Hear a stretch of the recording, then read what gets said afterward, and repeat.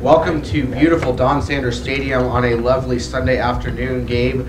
We have afternoon baseball. Tyler Josephson alongside Gabriel Myers on the call for this Sunday cap of Sam Houston State baseball against Louisiana Lafayette Raging Cajuns. Gabe, an exciting doubleheader yesterday. Let's talk about that before we even get into today's action. Yeah, how often in a doubleheader do you get two walk-offs? Yeah. I mean, game one, Clayton Harp, 2-run homer to walk it off, and then game two, a wild pitch walk-off. Just that you never see that, and then you get on the second game of a doubleheader where you already had a walk-off. Just a wild day of baseball here at the Don yesterday. But you know what you do see, and it's a new year, it's the same term, and it is resilience for Sam Houston State University baseball. Down 5-1 in the first game yesterday, came back to win that game 7-5. Down 6-0 in the seventh inning yesterday, tied it at 8, eventually walked it off like you said, and a 9-8 victory. A lot of offense, a lot of late fireworks. Do you think we're in for the same thing today? I mean, it's the third part of a trilogy. Doesn't live up to the first two. But with the Bearcats, you never really know. They're always resilient. Whenever they fall behind, you can never really count them out of a game. I was talking to one of the players yesterday. I was like, hey, great job on the win yesterday. You know, way to fight. First thing he said, we got to start better. Absolutely. And starting strong is one of the keys to today's game. So, Gabe, let's take a look at how both lineups are going to want to do that. For the visiting Louisiana Lafayette Raging Cajuns at 1-5 first, senior heavy at the top of the order, left fielder Gavin Bourgeois leading it off. Second baseman Hunter Castles in the two-hole hitting .370. Batting third, their senior designated hitter Handsome Monica at .346. Daniel LaHare in the cleanup spot playing first base. A couple of juniors in the 5 and 6 hole, Brennan Bro in center field and Jordan Wiley in right. Hayden Cantrell at shortstop. He's a sophomore batting seventh.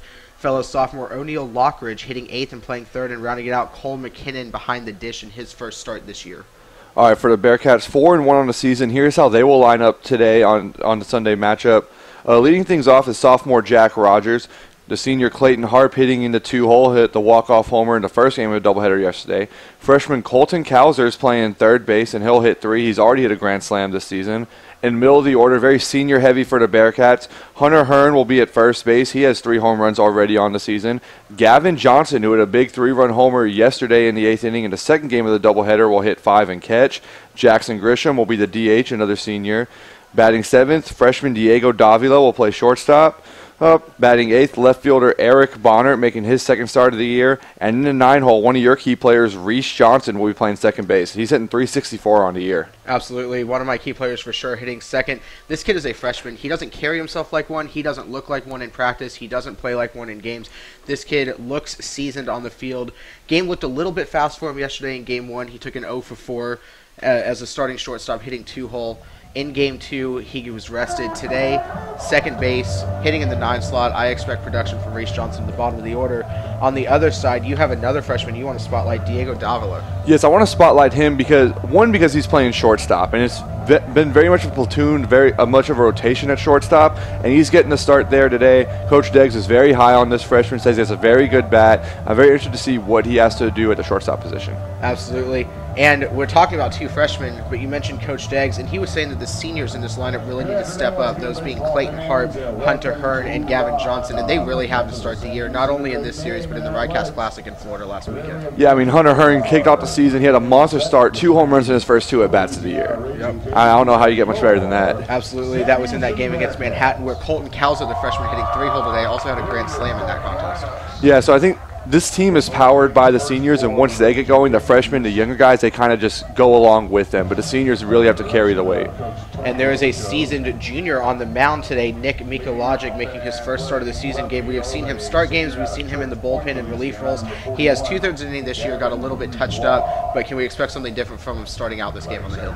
I'm very interested to see what Miko brings to the table, because in the game against Manhattan, he came in the 8th inning. It was a dirty inning. Came in, shut things down, got 2 very quick outs, didn't allow any runs across the plate. Or that was against Stetson, not Manhattan. My bad. And then 9th inning, he comes back out, going for the save, and that's when he allows 2 runs. On the other side, for Louisiana Lafayette. We mentioned they're 1-5 this year. They're trying to turn it around, and it's going to start with their starting pitcher, sophomore right-hander Jacob Schultz. And this is a guy that has not been touched up this year. He has 7 1/3 innings. That was a 5-inning start. It was a shutout performance, and then he had 2 1/3 shutout innings against UT. And that OBP stands out to me. Batters hitting 154 against Schultz. Yeah, I think you hit it right there. 154 against Schultz on the year, and that's a big number because yesterday the Bearcats really couldn't do much against the Lafayette starters. It was when the bullpen would come in. Once they were really able to touch up the bullpen, but not able to get to the starters. If Schultz is anything like the other two guys started yesterday, the Bearcats are going to have some trouble early in the game. Yeah, despite being 0-2, the Raging Cajuns with 2 quality starts yesterday out of their starting pitchers. It was the pen problems, and that's definitely a key to the game for them. They got to finish. On the Bearcats side, though, we just mentioned it. You need to hit the ground running. Jacob Schultz has not had a lot of adversity against him. You need traffic on the bases if you're Sam Houston. No, I absolutely agree. And you have guys who can run. Jack Rogers, 2 stolen bases on the year. Clayton Harp's a really good athlete. Colton Cowles is a really good athlete. Hunter Hearn's a really good athlete. Eric Bonner hitting in the 8-hole, a really, really good athlete. These guys, if they get on base, can cause problems for the Bearcats. It's getting guys on base, making Jacob Schultz uncomfortable, and hopefully ending his outing a little bit early. Absolutely. We are about 8 minutes away from first pitch here at Don Sanders for the Sunday cap of this series. Sam Houston looking for the sweep. Louisiana Lafayette looking to salvage. We will be back in about 5 minutes to get you guys ready for first pitch from Huntsville on the Bearcat Sports Network.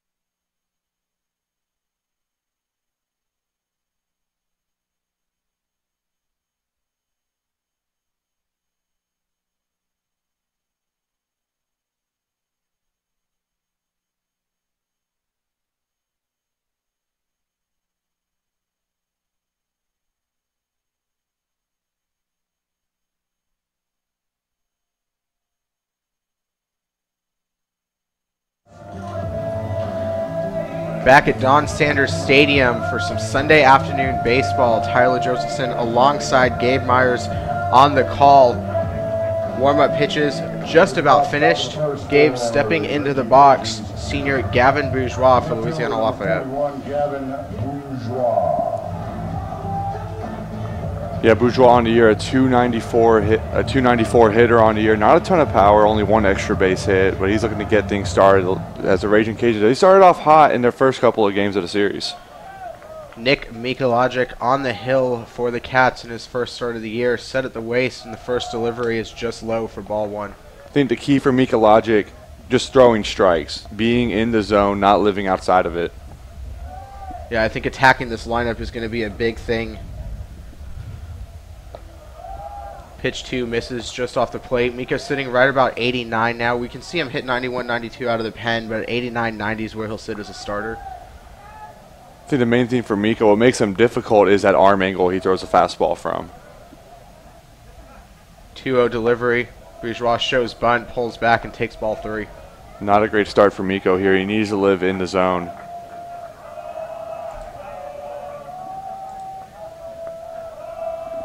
Lively crowd here today at Don Sanders. Raging Cajuns traveled well. The 3-0 pitch misses high.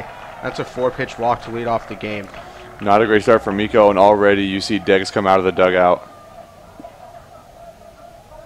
There is some action in the Bearcat bullpen.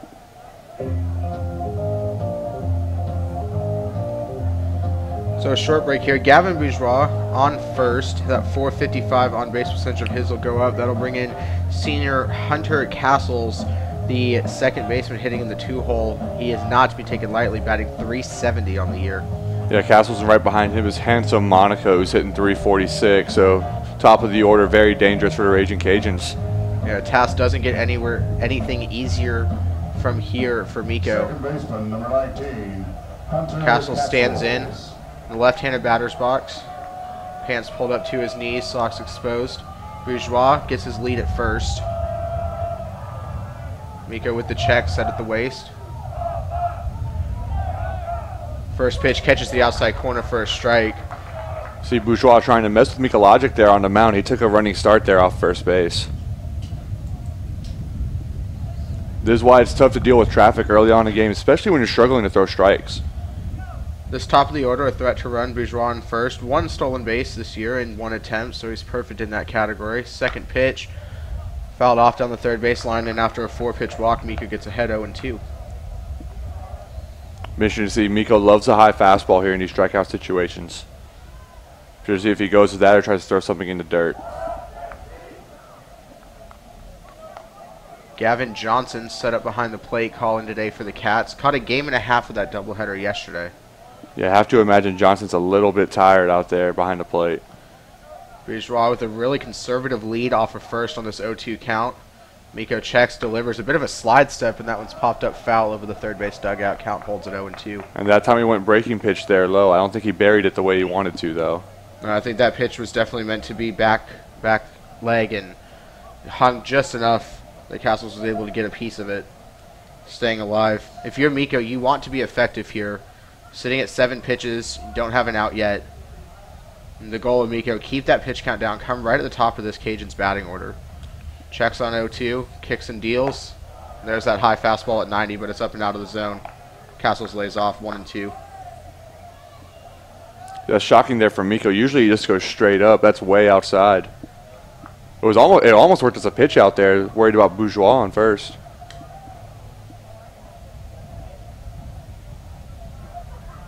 One-two count. Castles back in the box. Bourgeois has extended his lead a bit at first.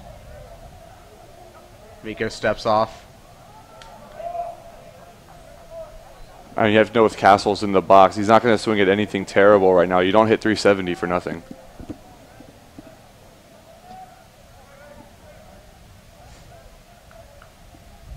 A 1-2 delivery. Another breaking ball in the inside corner, fouled away. Count holds. That was a great pitch by Miko there, and a better job fighting it off by Castles.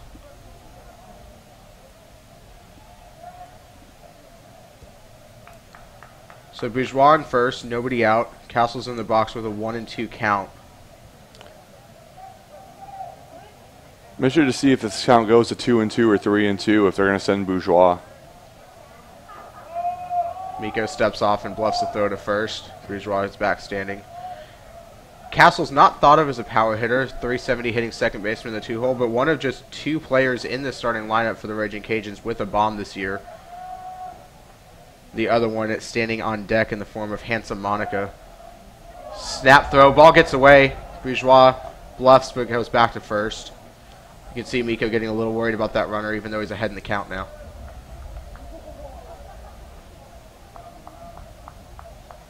Notice the infield now. Calzer's playing very far off the line over there at third base. Yeah, infield shifted a little bit to pull. Nothing too drastic, but you can see Calzer. Miko set again for the 1-2. Good lead by Bourgeois. Bluffs the break again, and that pitch misses outside 2-2.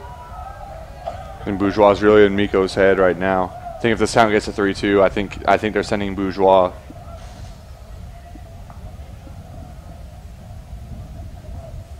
And one thing we saw last year from Miko, he had 2 very different deliveries with guys on base. When there was a steal threat at first, he has that little kind of kick slide step move that he goes to. Sometimes his command falters, and that's what we're seeing here. 2-2, Bourgeois is off, and that pitch is fouled back over the catcher's head, and it counts hold. Bourgeois back to first. Bourgeois got a great jump on that one. Wouldn't be surprised they send him again. That was a good jump.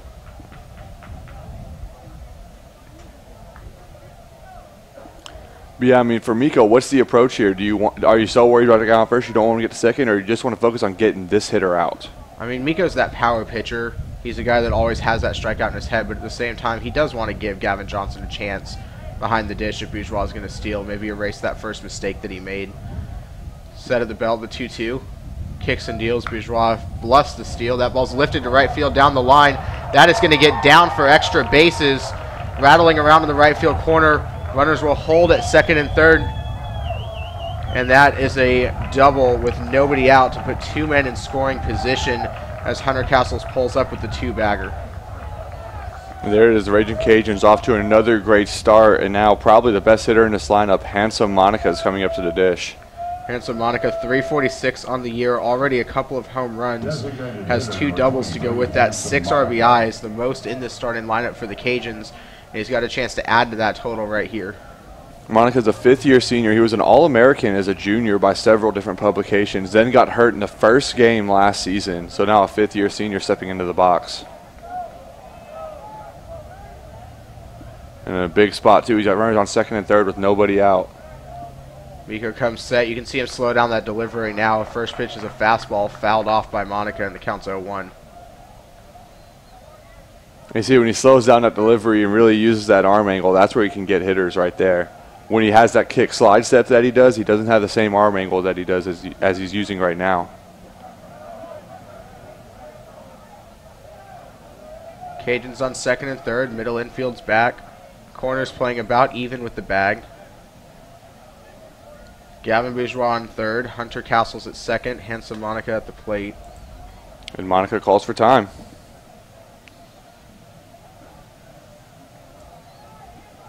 Miko and Johnson not seeming to be quite on the same page right there. 0-1 the count after the first fastball. That was fouled off by Monica. Here's the delivery. Breaking pitch. Nice pitch by Miko as he snaps that one off, and it's 0-2. Man, he really pulled the string on that one right there. Got Monica way out in front, and now 0-2. You don't really know what to sit on.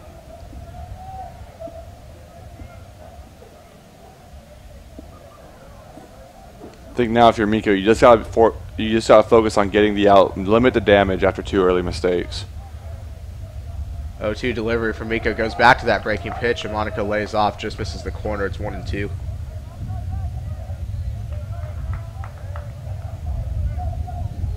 I think the idea for Miko here is to get ahead in this count, because now you can nibble just a little bit. You're not going to have to give Monica something that he can handle for that sac fly or that hard opposite field single. You can make him go after your pitch. At least you have a couple to play with. 1-2, sets and deals. Breaking pitch misses high. 2-2. Gavin Johnson wanted that one. He sat there for a long time. Cannot figure that was the location that Miko was looking for right there. Absolutely not. He probably wanted that down and away. And it needed to be down and away. Better missing high than leaving that letter high right now for Handsome Monica. The 2-2. There he gets him looking. Goes back to that breaking pitch. High outside corner, and there is one gone. Mark that one a backwards K, and Miko picks up his first of the day. Tell you, if Miko can get that breaking ball working, he's a very dangerous pitcher because his fastball is hard to read. Lefty first baseman Daniel Lahare, senior, hitting 167, struggling to start the year. He's got 4 hits, 1 for extra bases with a double. Does have 4 RBIs, though. So, again, these 3-4 hitters used to hitting with these top 2 guys on base, and that's the case here. Yeah, Lahare, he's in a big spot right now to try to get out of his early season slump. And once again, you see Reese Johnson playing out in the outfield grass now in that shift.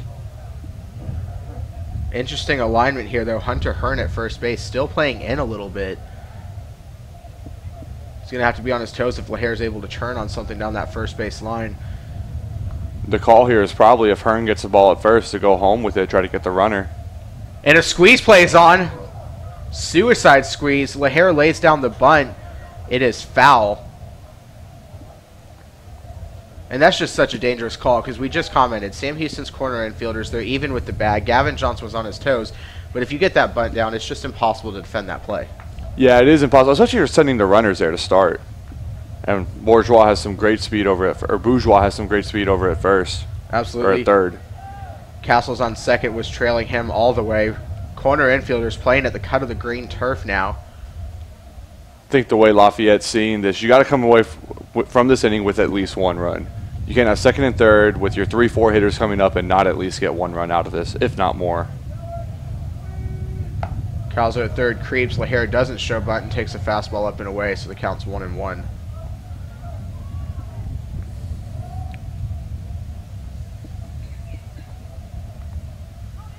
Interesting to see how aggressive Sam Houston's corner infielders are if Lahare does show bunt again.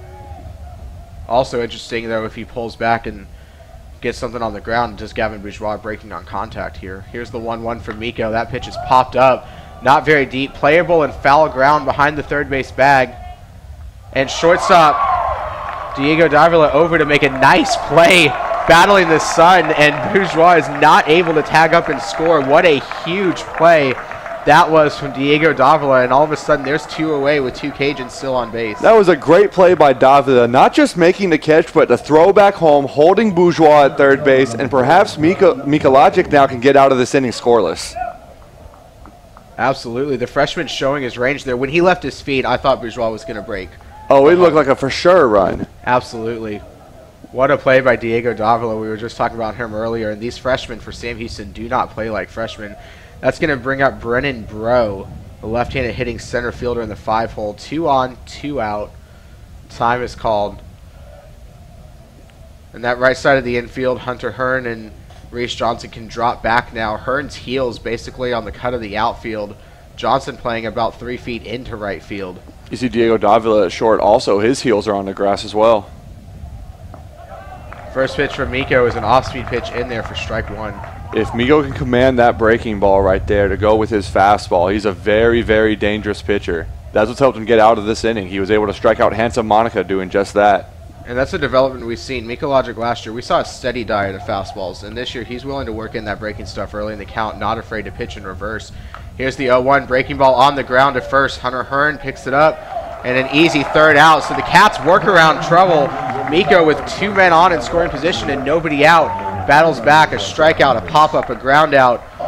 And the Raging Cajuns are kept off the board. 2 men left on base. We'll be back for the bottom of the first with your Cats due up on the Bearcats Sports Network.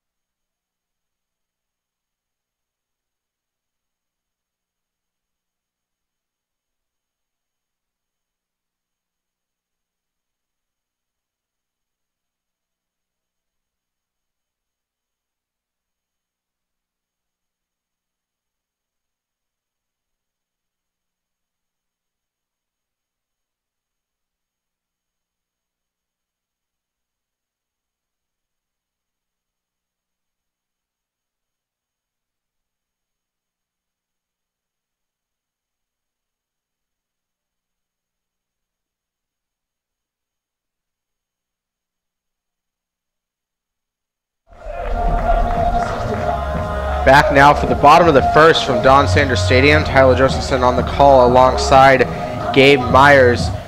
Raging Cajuns had 2 men aboard with nobody out, stranded them in the first inning on a nice pitching job by Mika Logic, and now it is Jack Rogers' turn, the left-hand hitting sophomore right fielder, leading it off as he takes a pitch outside for ball 1 from starting pitcher Jacob Schultz. Rogers only hitting .235 on the year, but has a good eye, has drawn 4 walks, and when he gets on base, he's a threat to run. Most of these Bearcats are. He has 2 stolen base attempts this year for Jack Rogers, successful in both as the 1-0 pitch is fouled back to the screen, 1-1.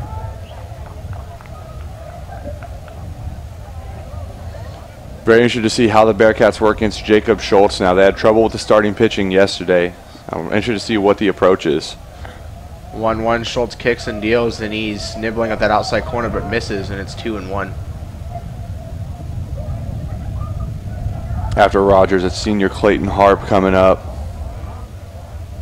And Harp, of course, hit the walk-off home run in the first game of the doubleheader yesterday. That ball grounded to short. Deep throw from the hole will get Rogers by a couple steps. A nice play there by Hunter Cantrell for the first out. And like you said, that brings up Clayton Harp. I can guarantee the Raging Cajuns are well aware of the damage that he can do from the left-handed box. Senior center fielder hitting .261 on the year. 6 hits, 2 of them home runs, 6 RBIs so far. 5 of them came yesterday against Louisiana Lafayette. Yeah, Harp, a big day yesterday. The one thing with Clayton Harp, he's ultra aggressive at the plate. He gets a fastball, he's going to turn and burn. And he gets one at 85 on the outside corner and takes it for the first strike. Yeah, Harp really loves those inside pitches. Also, ultra aggressive, has not drawn a walk yet this year, which is surprising, just considering how good of a hitter he is. That pitch misses outside, counts even at 1-1. You mentioned not drawing a walk. Clayton Harp, his average and on-base percentage identical, both at .261. This is a kid that likes to swing the bat, but he does it well, and that's why he's at the top of the lineup. Yeah, you see the Cajuns respect him. That right side of the infield is playing deep. 1-1 pitch grounded towards second. A diving play by Castles, and a nice job to get a glove on it, but there's not going to be a play on Clayton Harp. Showing off some range, but he caught that ball about 10 feet into right center field. So Clayton Harp's got what's going to be ruled an infield single to his credit, and he's aboard with 1 out.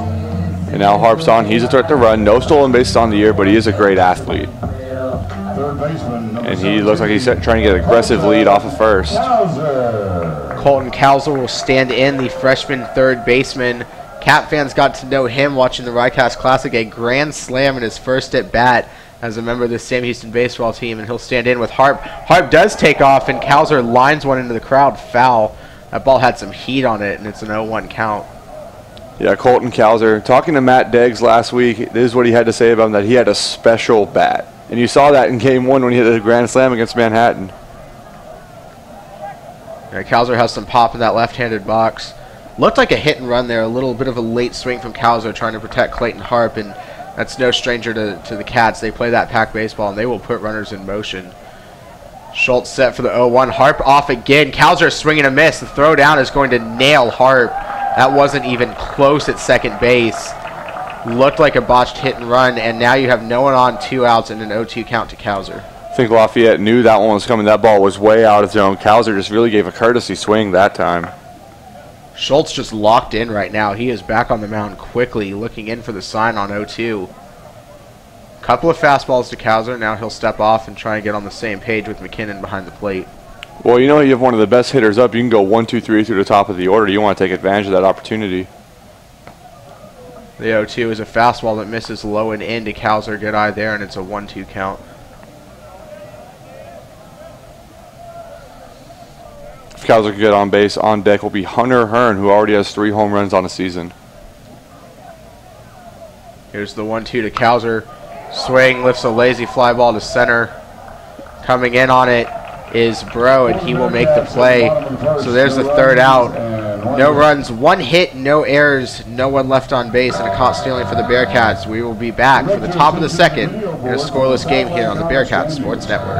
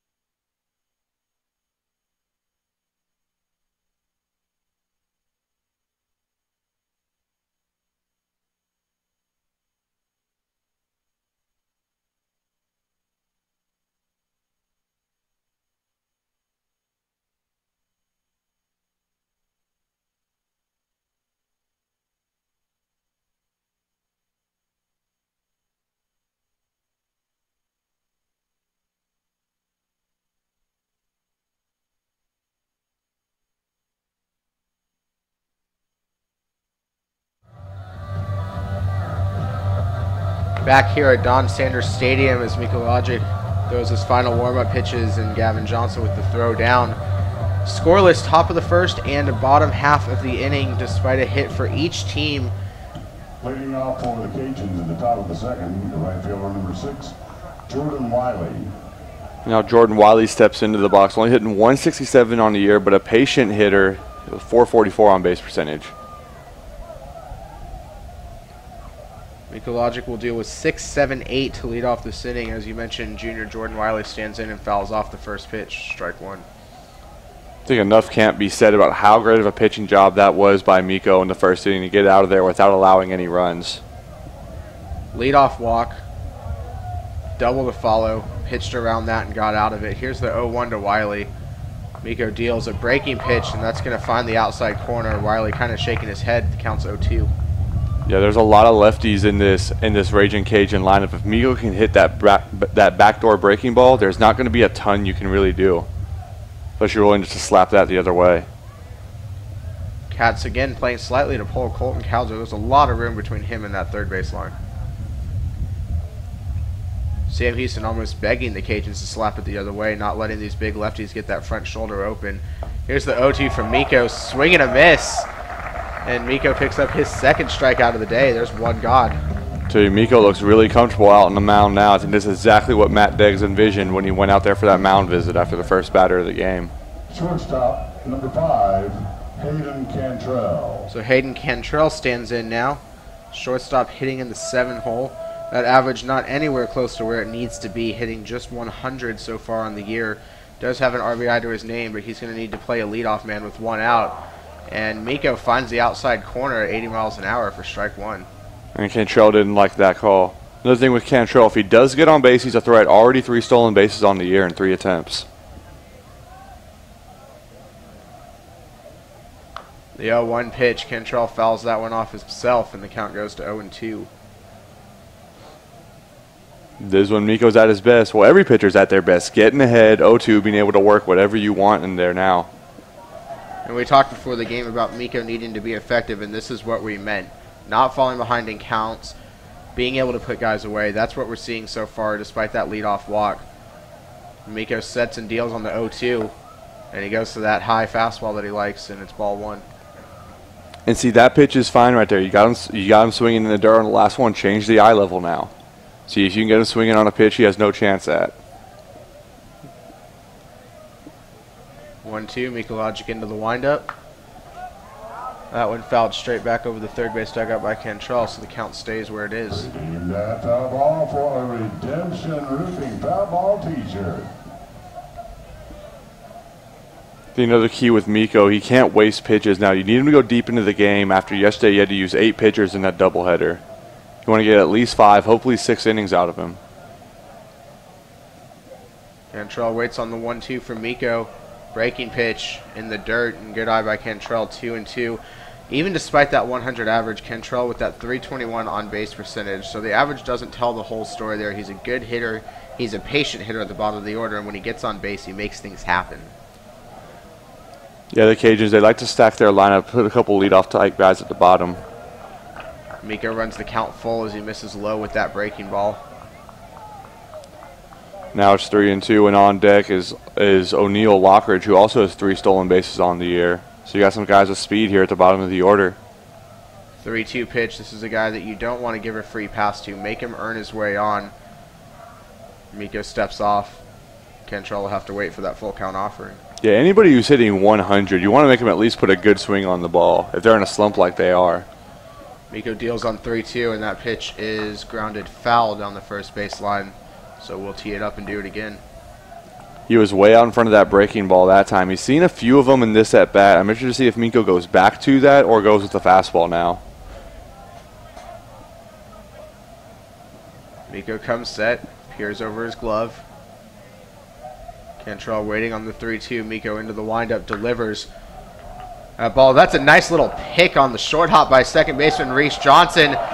Throw to first.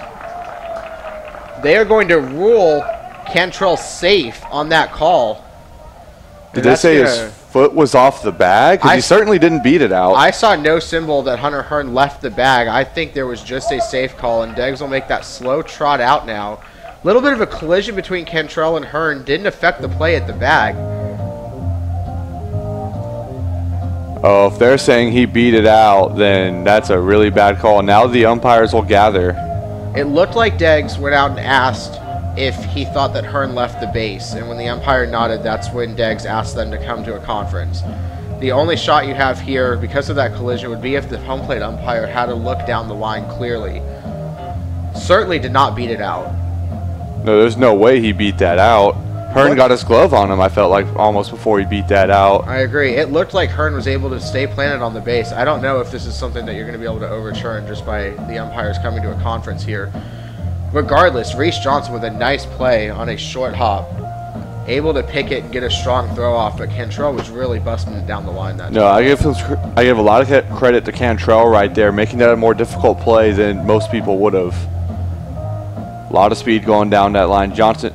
And the call is reversed. The umpires get together, and there's going to be nobody on and 2 outs, and the Raging Cajun fans do not like that. That'll bring out their head coach. Louisiana Lafayette cannot believe it. Not a whole lot of protest, though, from Cantrell or that first base coach. Yeah, I think once they said that Hearn didn't leave the bag, it's a pretty clear call. Cantrell did make it closer than most people would have, but pretty clearly was beat out on the throw. And I think the question here from the Cajuns is, you know, who had a better view than you? Who was able to overturn that? But I think there was a view down the line from home plate on that play. If the question was, was he able to hold the bag with his toe, then, you know, that's where that call comes from. Yeah, home plate umpire today is Mitch Dunn. And, yeah, if the question was whether Hearn left the bag or not, home plate umpire would have had a good view of that. And now there's 2 outs and nobody on for O'Neal Lockridge. O'Neal Lockridge hitting in the 8-hole, 250 so far this year. An impressive 318 on base percentage, though. And we mentioned he also 3 for 3 in stolen bases. And Miko gets ahead with a little bit of a slider there. 0-1. Yeah, front door is that one. Miko's doing a great job of pitching backwards today, throwing the off-speed stuff early. Catcher Cole McKinnon in the 9-hole stands on deck. Miko goes back to that off-speed and misses the outside corner, so the count's even at 1-1. Yeah, you do have to be aware of Lockridge. If he gets on base, he does have some speed. We don't really know what to expect with McKinnon, as he has not had an at-bat yet this year. Miko set the 1-1.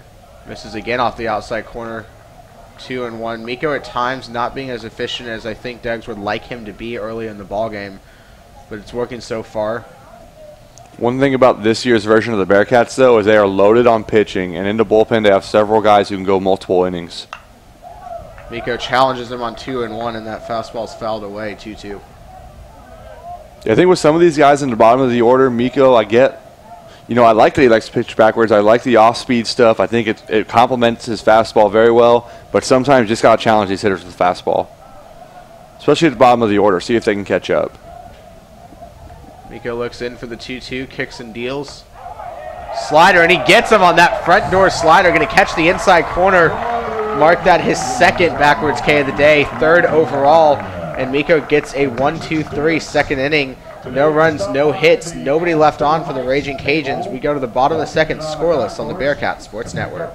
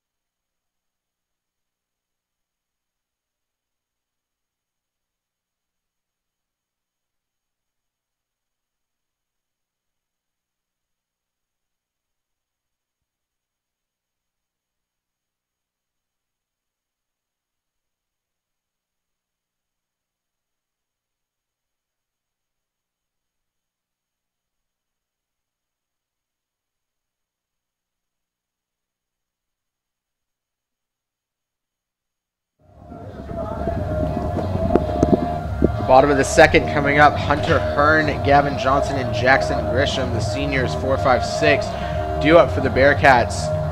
Raging Cajuns, no runs on a hit, no errors so far in the ballgame. Same for the Cats, and Hunter Hearn will lead it off here for Sam Houston. Yeah, if Hunter Hearn can get that swing off, he's very dangerous. Already 3 home runs on the year. Team high 6 RBIs for Hunter Hearn. That ties him with Clayton Hart.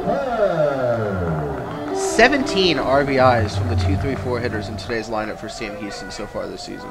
That's some great production of the heart of your order. First pitch from Jacob Schultz for the Louisiana Lafayette, misses outside to Hearn for ball 1.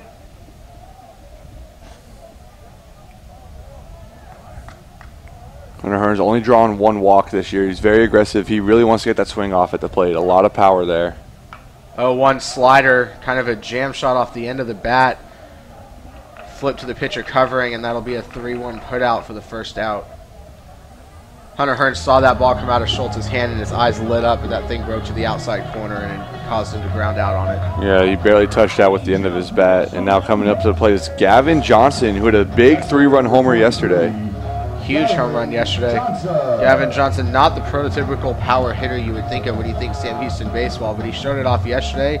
He gets into the left-handed batter's box today as he faces Schultz. Here's the first offering, and that pitch is low and in for ball 1. Johnson, a smooth swing. If he can get his arms extended, he does have some power. It's the inside pitches where he can really beat him.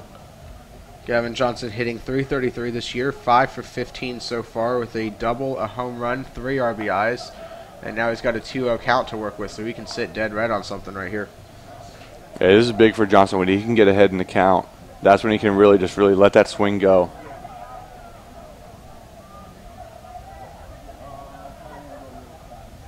Schultz comes set, down 2-0. Does not challenge him. There's an off-speed pitch that stays high and away, and it's a 3-0 count to Gavin Johnson. Green light?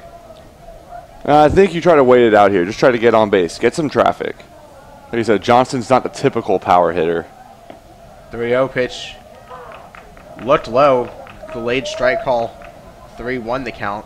I think if you're Johnson, you try not to complain too much knowing that you're the catcher on the other end, so you just say, hey, make sure we get that call in the next absolutely. half inning.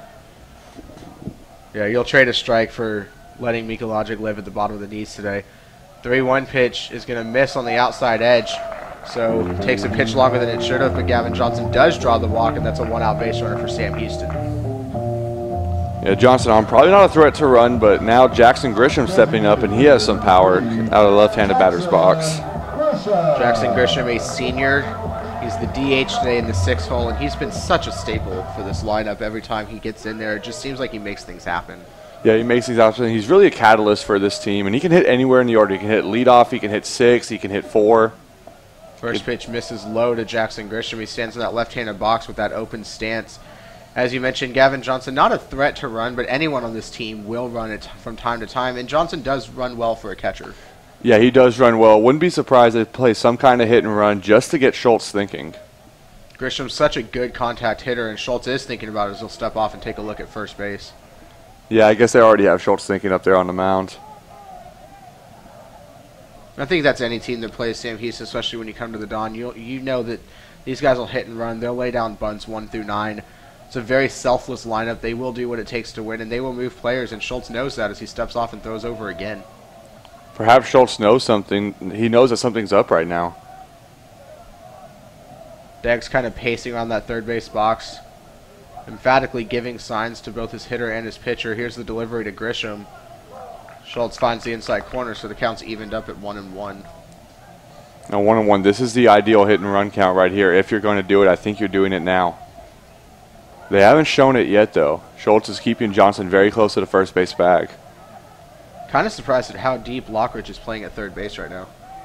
I don't think they think Grisham's going to bunt, though. He's one of the more powerful hitters in this order as he asks for time. They're not really worried about him bunting. If he bunts, the way they're probably thinking about it is we take the bat out of the hands of one of the better hitters in this lineup. Grisham back in. Schultz checks on first. He's set at the waist. Kicks and deals. Runner not breaking. Grisham lifts one towards center. That ball's tailing away from Bro, but he's going to be able to slide over and make that catch near left center field, and Johnson will retreat to first. So there are 2 down now. Shortstop, I think that ball got just a little bit inside on Grisham. Put a little bit of backspin on it. Bro made a nice play out in center. 2 gone now. Yeah, it looked like Grisham was trying to go the other way with that last pitch. That'll bring in freshman Diego Davila. Gavin Johnson on first, 2 away, and Schultz misses high for ball 1. Davila made that great play in the first inning to help keep a run off the board. Not just a sliding catch, but again, that throw back into the back to home plate, really keeping Bourgeois up, over on third.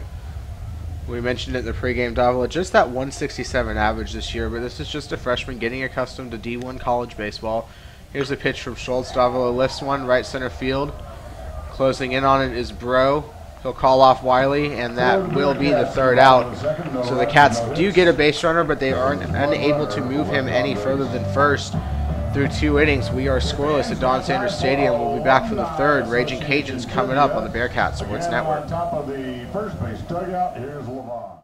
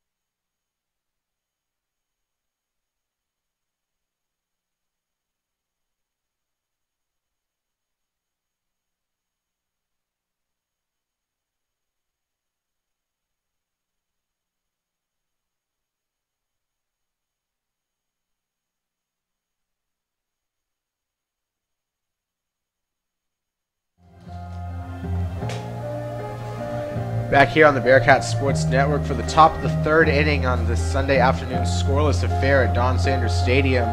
Miko Logic will deal with 9, 1, and 2, and it'll start with senior catcher Cole McKinnon stepping in for the Raging Cajuns. Yeah, I think this is a big at-bat for Mika Logic and for the Raging Cajuns here. I think Mika Logic, he needs to get this guy out before facing the top of the order, and if you can, for the Raging Cajuns, you can get Bourgeois, Castles, Monica coming up with guys on base. That's the game plan. That's how you win these games. So right-hander against right-hander, Miko Logic set, and we are ready for the top of the 3rd. Kicks and deals, and the first pitch is a fastball on the outside corner to McKinnon for strike 1. Yeah, so McKinnon catching today, making the start in place of handsome Monica, who is DHing the normal catcher. No surprise after that doubleheader yesterday, but they definitely wanted to keep Monica's bat in the lineup. McKinnon fouls that one back, so Miko ahead 0-2 quickly. And once again, another 0-2 count for Mika Logic. This is how you stay successful.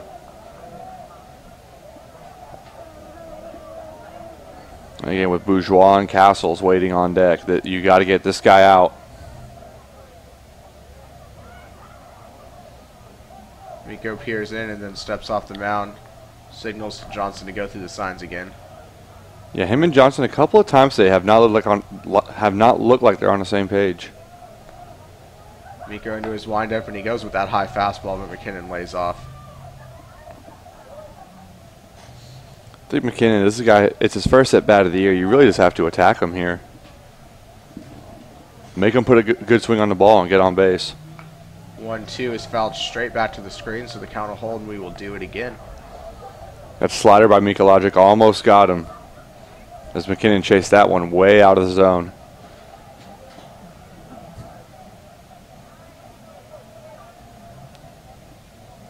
Miko said again, do you go back to that fastball at this point? Here's the 1-2. He does. He looks for the outside corner with it, but he doesn't get the call. So 2-2 now the count to the 9-hole hitting catcher. We did see in the top half of the inning that the home plate umpire, Mitch Dunn, did did give some balls low. Let's see if Miko goes low in the zone now. This one on the ground is short. Darviller with a nice backhand and a deep throw across the diamond gets him for the first out. No controversy that time on the out safe call at first. Nice arm strength right there from the freshman out of the 6-hole. Left fielder number 41, Gavin Bourgeois. Yeah, the Bearcats have tried a lot of different people at shortstop this year. You know, you've had Reese Johnson, Diego Davila now, Jackson Lofton has gotten some time at short. There's some other guys in the lineup, Chase Cryer, Riley McKnight, who have played shortstop as well in the past. Deggs is big on Davila though. So with nobody on and one out, Bourgeois comes back and he takes ball 1. So 5 pitches to Bourgeois today, and he's not even been tempted to take the bat off his shoulder yet. Yeah, I think Bourgeois' mindset right now is make him throw a strike first. Absolutely. I don't think you'll see Bourgeois take the bat off his shoulder until he has a strike on him from Miko. So if you're Miko, is that how you're thinking? Or are you thinking, all right, let's just get one over the plate here? Yeah, I think if you're Miko and Gavin Johnson, you say, hey, let's just go ahead and plant a fastball, steal a strike. If he hits it, he hits it. And that's exactly what they do. So it's a 1-1 count now. See Miko today throwing a couple of different fastballs. That one looking a little bit like a two-seamer there. Yeah, it looks like he has that 4-seam sitting right around 89, but there's that 2-seam with just a little bit of movement around 84, 85. Kicks and deals on 1-1, looking for the inside corner with that slider and doesn't get it, so he falls behind 2-1. So you see Miko 4 different pitches today. Is that second fastball maybe just trying to throw off the timing of the hitters? I think so. It might be a command thing too. Take a couple miles an hour off of it, but add some movement if you need to get a strike. Here's the 2-1 from Miko to Bourgeois. Bourgeois swings, pops it up on the right side. Hearn calling. He'll be called off by Reese Johnson. The freshman makes the play, and there are a quick 2 outs now for Hunter Castles, who doubled his first time up. He has the only hit for the Cajuns. That's big for Miko right there. You get a really good hitter out. Now the 2 best hitters in this lineup coming up with nobody on base. Hunter Castles. And as you said, Castles a double down the line in his first at bat. He really smoked that ball.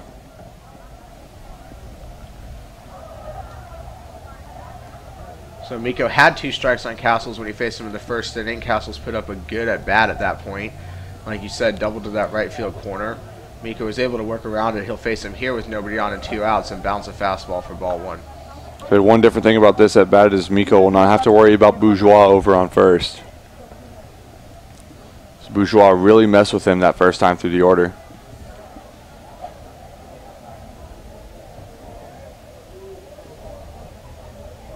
Here's the 1-0 pitch.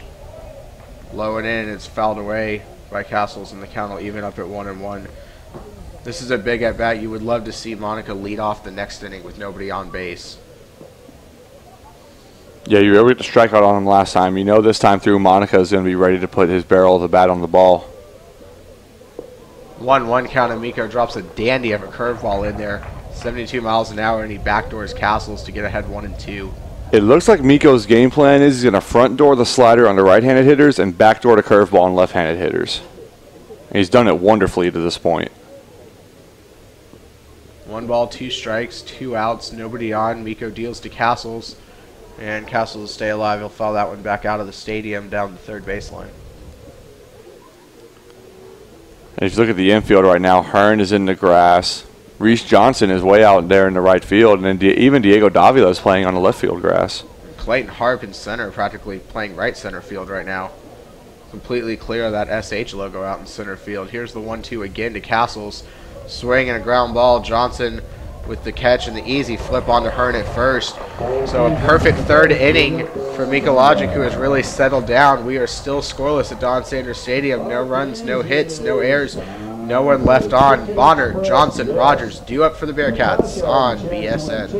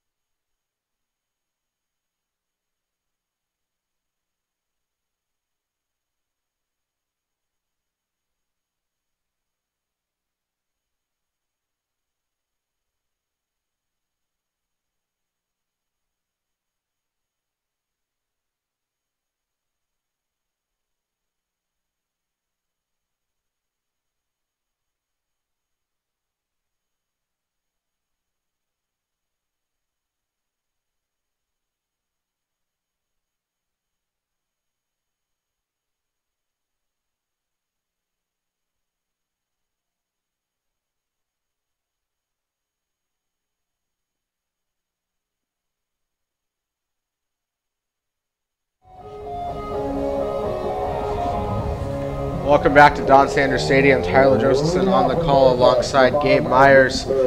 Gabe, we're heading to the bottom of the third, scoreless, but the Cats have 8, 9, and 1 due up this inning against Jacob Schultz.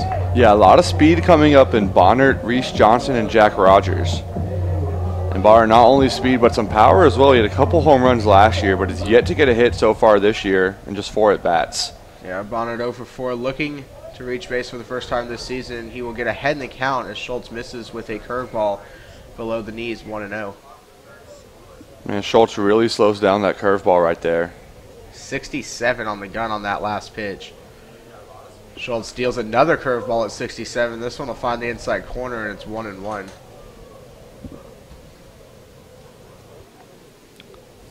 See if Schultz comes back with that fastball now after back-to-back slow curveballs.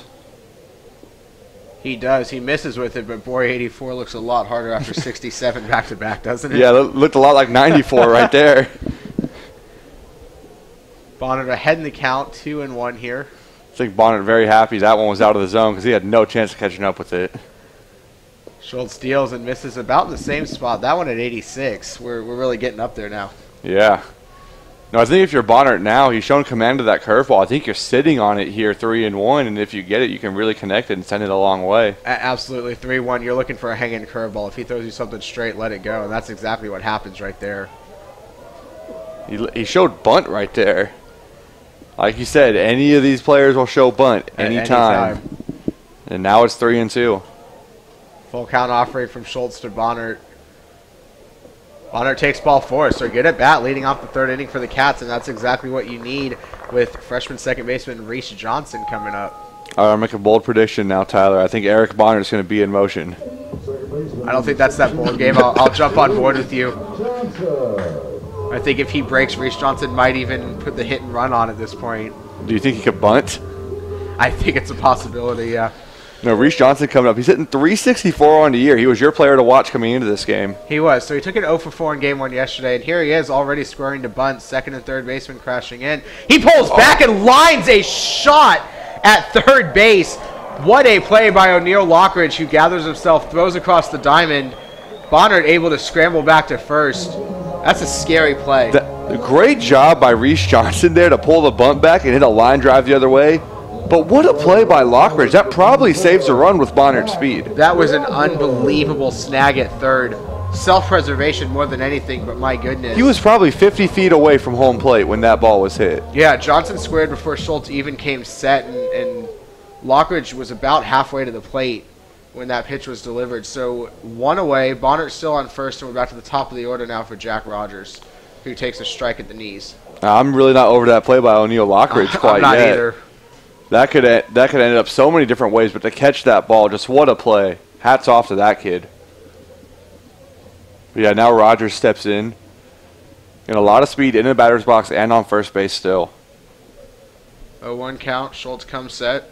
Checks on Bonnert. Kicks and deals to Rogers. Rogers, a big swing and a miss there, and it's 0-2. I think Rogers trying to hit that Fraternity Hill out there. New addition to Don Sanders Stadium this year. But now it's 0-2. Bonnert a decent lead off of first. Schultz gives him a couple of looks and comes set. Bonnert not in motion. Rogers takes a pitch just off the inside corner, and it's 1-2. I think Rogers sold that one being an inside more than it actually was. I think so. I think that's McKinnon's question to home plate umpire behind him. 1-2 the count now. 1 out. Bonnert on first. Clayton Harp looming in the on-deck circle for the Cats. Schultz kicks and deals. Bonnert in motion. Rogers grounds it to first base. That ball caught in fair territory, they will say. Rogers thought that was a foul ball. He will be called out. Bonnert will move up to second as he'll stay out of the double play with the runner in motion. First base umpire was the one that made the call on that play. Oh, it looked very tight down the line right there. You couldn't really tell from our angle.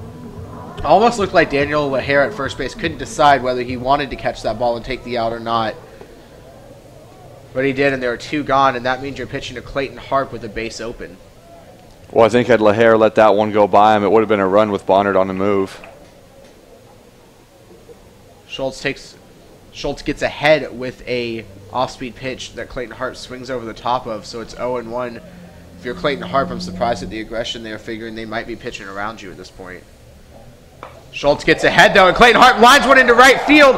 Coming on is Wiley. He will not be able to make a play on it. Bonnet will come around and score from second, and a clutch 2-out RBI single, and the Bearcat faithful showing their appreciation for Clayton Harp and that aggressiveness we just talked about. Well, this is the first time in regulation the Bearcats have led this weekend. I mean, the last 2 wins have been walk-offs, and they didn't lead the entire way in either game. And now Colton Kauser will step up to the plate. But yeah, Clayton Harp has not drawn a walk this year. He's ultra aggressive at the plate, and it pays off for him there with an RBI single. Colton Kauser standing in. Schultz got ahead of Clayton Harp as he throws over and checks on him. Harp back safely. Schultz got ahead of Clayton Harp with an off-speed pitch and then decided to try and sneak a fastball by him, and you're just not going to get one. He left that thing center cut about thigh high, and Clayton Harp didn't try and do too much, just laced it into right field, and now he's aboard. Another throw over by Schultz. Yeah, I mean, Schultz has great off-speed stuff, but when you're throwing an 86-mile-an-hour fastball, you're just not going to sneak it by a hitter like Clayton Harp. Absolutely. We were talking, he started out Bonnet with a couple of off-speed pitches and then came after him. He tried to do the same thing with Harp, but you just see why he's one of the best hitters in the conference. And here's the first pitch to Colton Kauser. A fastball misses. Throw down by McKinnon behind Harp, but he's back in safely, and it's a 1-0 count to Colton Kauser. Yeah, last time Kauser was in the box, they did send Harp on a hit and run. Didn't work out, but Deggs won't be shy to try that again. I even think a straight steal here isn't a bad idea. In worst case scenario, Harp is thrown out and Colton Kauser leads off, but with 2 outs, try and get him in the scoring position. Harp not on the move, though, and Kauser takes ball 2, so a good hitter's count now for Colton Kauser.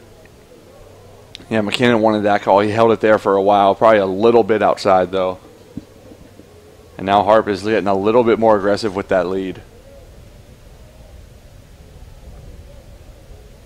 Harp, that left hand on his hip, the right hand dangling in front of him, and it's a 3-0 count to the freshman hitting Colton Kauser. Now I would give the green light here on 3-0. I agree. If you put something in a gap, Clayton Harp can come around and score with 2 outs. In worst case scenario, you have Hunter Hearn leading off the next inning. And a 4-pitch walk to Colton Kauser. He's not even going to get a chance to swing the bat.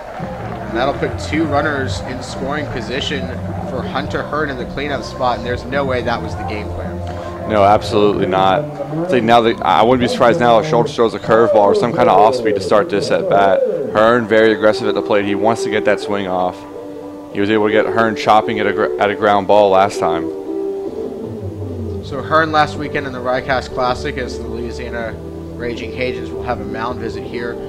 Hearn came out swinging on Friday against Manhattan, a couple home runs in his first 2 at-bats of the season. Since then, he's had trouble keeping it going. He's had 1 more bomb, 3 on the year, but with runners in scoring position and 2 outs, that average drops off significantly for Hunter Hearn. Yeah, only hitting .238 now on the season, but, I mean, he's always a threat at the plate. It doesn't really matter what his batting average is. Lafayette knows just how dangerous he is with the bat. And what stands out, .238 average, 200 with runners in scoring position, with that slugging percentage, .667.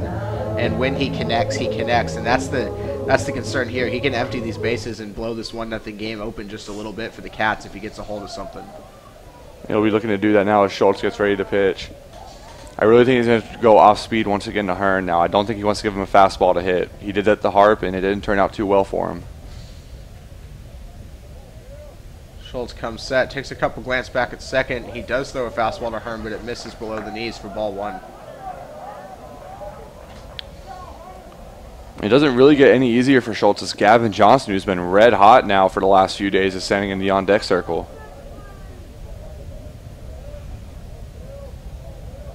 Hearn waits on the 1-0. Schultz deals. Fastball slapped foul the opposite way, and it's 1-1. Looked like Hearn was sitting off speed there as he was behind that fastball.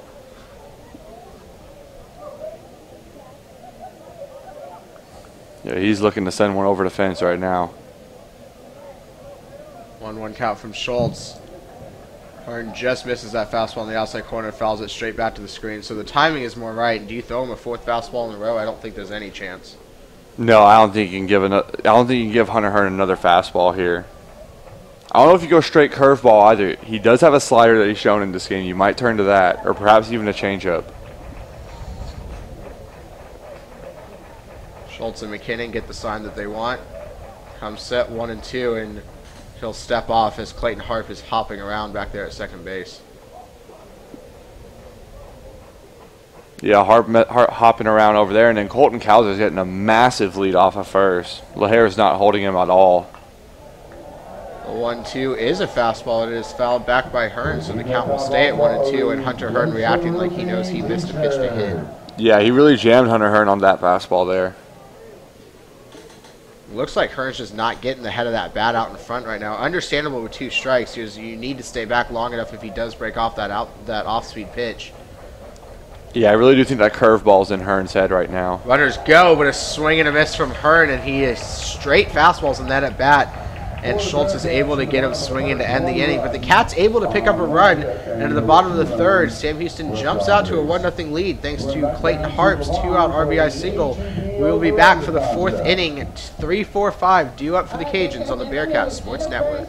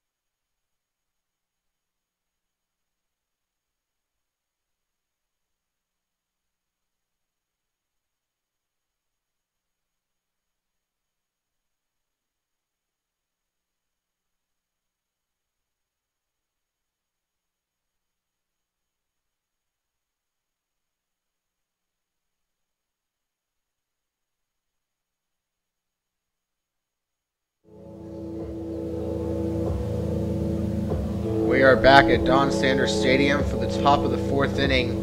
Bearcats in the bottom of the 3rd were able to pick up a 1-0 lead thanks to Clayton Harp, and this will be a big inning for Nick Mikulajic on the mound as he faces the Cajuns 3-4-5 heart of the order. Yeah, I think anytime you get a run, when the game's been scoreless for a while and you get a run as a starting pitcher, the next half inning is the biggest one for you. And then also you're facing 3-4-5 in the order, starting off with Handsome Monica. Absolutely, Handsome Monica standing in. He had a strikeout in a big spot in the 1st inning with 2nd and 3rd and nobody out. After a strong start for the Cajuns, they were unable to produce. That at bat was a big reason why. This time his first pitch swinging, it's on the ground. Diego Davila picks it up and throws across the diamond to Hunter Hearn, and that's a quick out for the Cats, 1 away. I've told you, you said it a couple of times today with Johnson and Davila. They do not look like freshmen out there in the middle of the infield. They really do not. So Monica is retired, and that will bring in Daniel Lahair in the cleanup spot. He's 0 for 1 today. He had that pop-up. Now that we're talking about Davila, he made that nice play with 1 out in the 1st inning in foul territory to retire Lahair and keep the runners where they were. First pitch from Miko. He's first pitch swinging as well, and Lahair fouls that off down the first baseline, 0-1. See, Miko, these last couple of innings, he's really settled in. He's really comfortable out there. And as a pitcher, when he's comfortable, that's when he's at his best. He's not even thinking right now. Finally looks like he's getting on the same page with Gavin Johnson. They're working a little bit quicker here. But not this time. Miko will step off. All right, looks like they're on the same page now. They get right back to it. Lahair back in the box. The 0-1 from Miko. Fastball in the outside corner, fouled back, 0-2. I think Miko's just comfortable throwing the fastballs right now. Seems like he finally found the command. Not a lot seems like it's sitting in the heart of the plate. He's working the corners. If you're going to do that, why not just stay with the velocity? Yeah, and Lahair only hitting 160 on the year. So no need to use some off-speed stuff here. Just attack him. Lahair down 0-2 in the count. Miko bounces a fastball in front of Lahair. That almost hit his front foot. 1-2. Yeah, Miko's done that a couple of times today, hitting that front foot on the fastball. I think he's overthrowing it just a little bit there. Johnson probably setting up low in the zone because he had that strike called on him earlier in the game. 1-2. Miko goes off speed to LaHare. Nice job just to get a piece of the bat on it. And a nice catch by the fan over the third base dugout right there. Yeah, the fan. First row. A little great job on that sinking liner. Yeah, flashed some leather right there. That's not an easy play. You got that little metal fence in front of you, sitting on the aisle. That's a nice play over there. His kids around him, too. Probably asked him how the game's going and everything. It's a nice addition to that man's Sunday. 1-2 count from Miko as LaHare steps back into the box and time is called. Now let's see if Miko comes fastball. Usually when they call time, Miko just attacks him. Coming out of the 1-2, he goes curveball, and that is into right field past Reese Johnson. And another 2-strike hit for the Raging Cajuns as Daniel LaHare is aboard as a 1-out base runner. That's the first base runner Miko's given up since the first inning of this game. He really settled in. Last time he let a guy on base, though, it really got into his head with the runner on first. Now let's see if the same thing happens with Bro stepping in. Miko had retired 8 straight at that point. Center fielder Brennan Bro will stand into the box now. 0 for 1 on the day, hitting .318 on the year. .423 on base percentage. LaHare takes his lead. Miko steps back. Just looks him back to first. LaHare, no stolen base attempts on the year, but Miko's conscious of him. Colton Kauser playing in with the edge of the grass at third. Miko checks LaHare a couple times, kicks and deals, steals a strike on the outside corner to Bro. That's a nice pitch to get ahead. Yeah, great pitch. Also doubles as a bit of a pitch out there if LaHare was on the run. And you'll see that from Miko. You're not actually going to pitch out, but he will quicken that delivery, and he will give Gavin Johnson good pitches to try and get a throw off if he's just getting ahead in the count. And we haven't seen it as much today, but Miko really does like the high fastball. 0-1 to Bro on the inside corner. This is grounded to Reese. Johnson picks it up onto short. Davila second onto first to Hearn, and that will be a 4-6-3 double play to get the Cats out of the inning. And a nice job by Miko Logic to work around that base runner completely unfazed. No runs, 1 hit, no errors, and no one left for the Raging Cajuns. That base runner gets erased. We will go to the bottom of the 4th from Don Sanders Stadium. Your Cats on top 1-0 on the Bearcats Sports Network.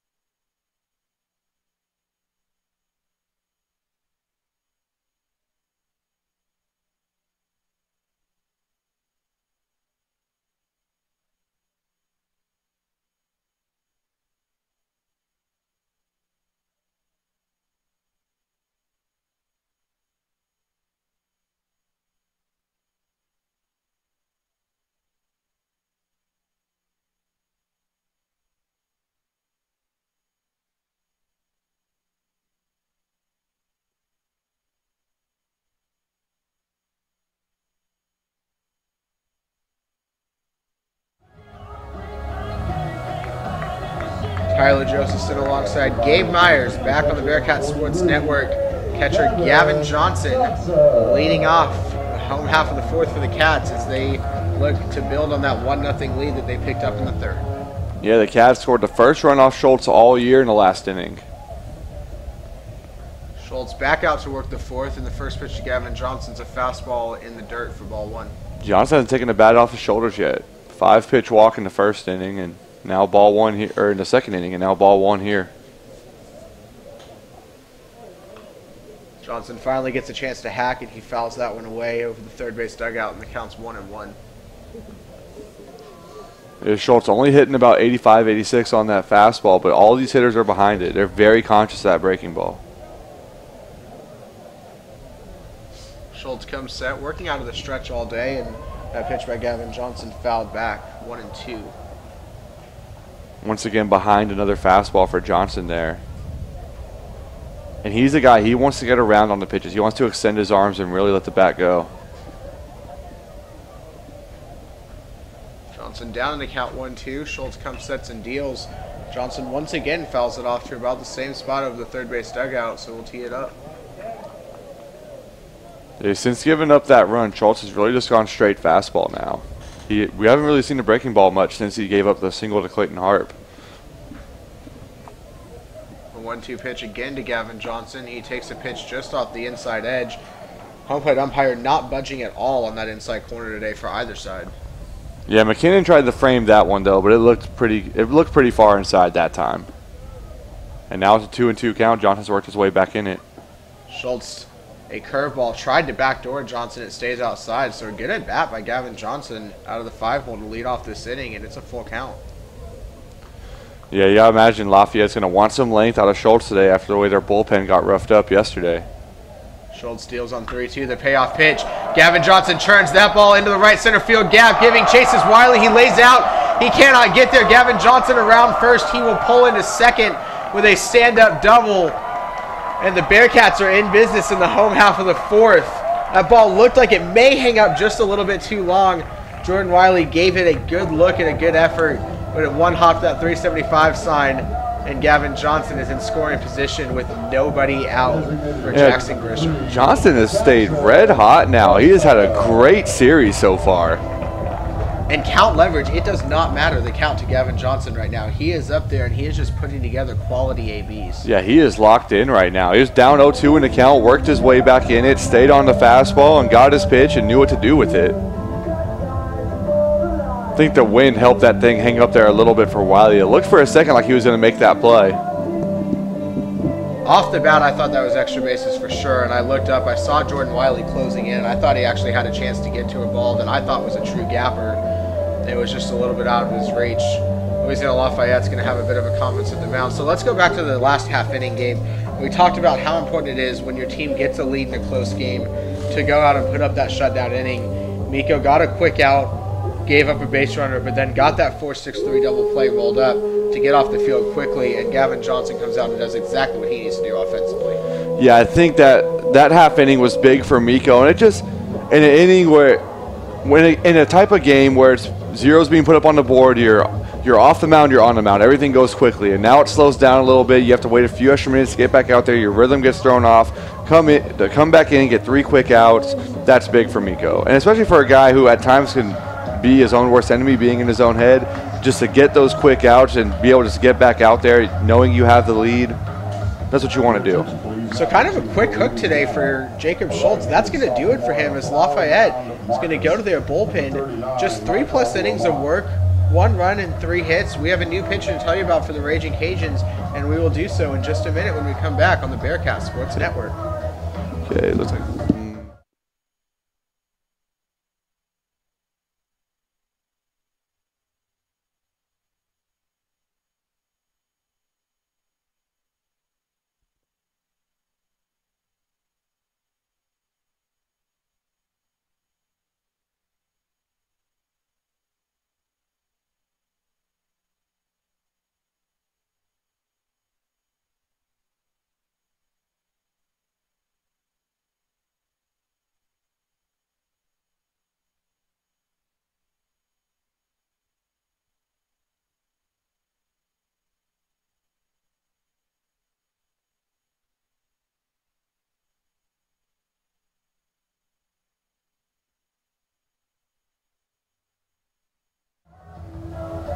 So a new arm to tell you about, and it is sophomore Michael Lamont, now on the hill for the Raging Cajuns.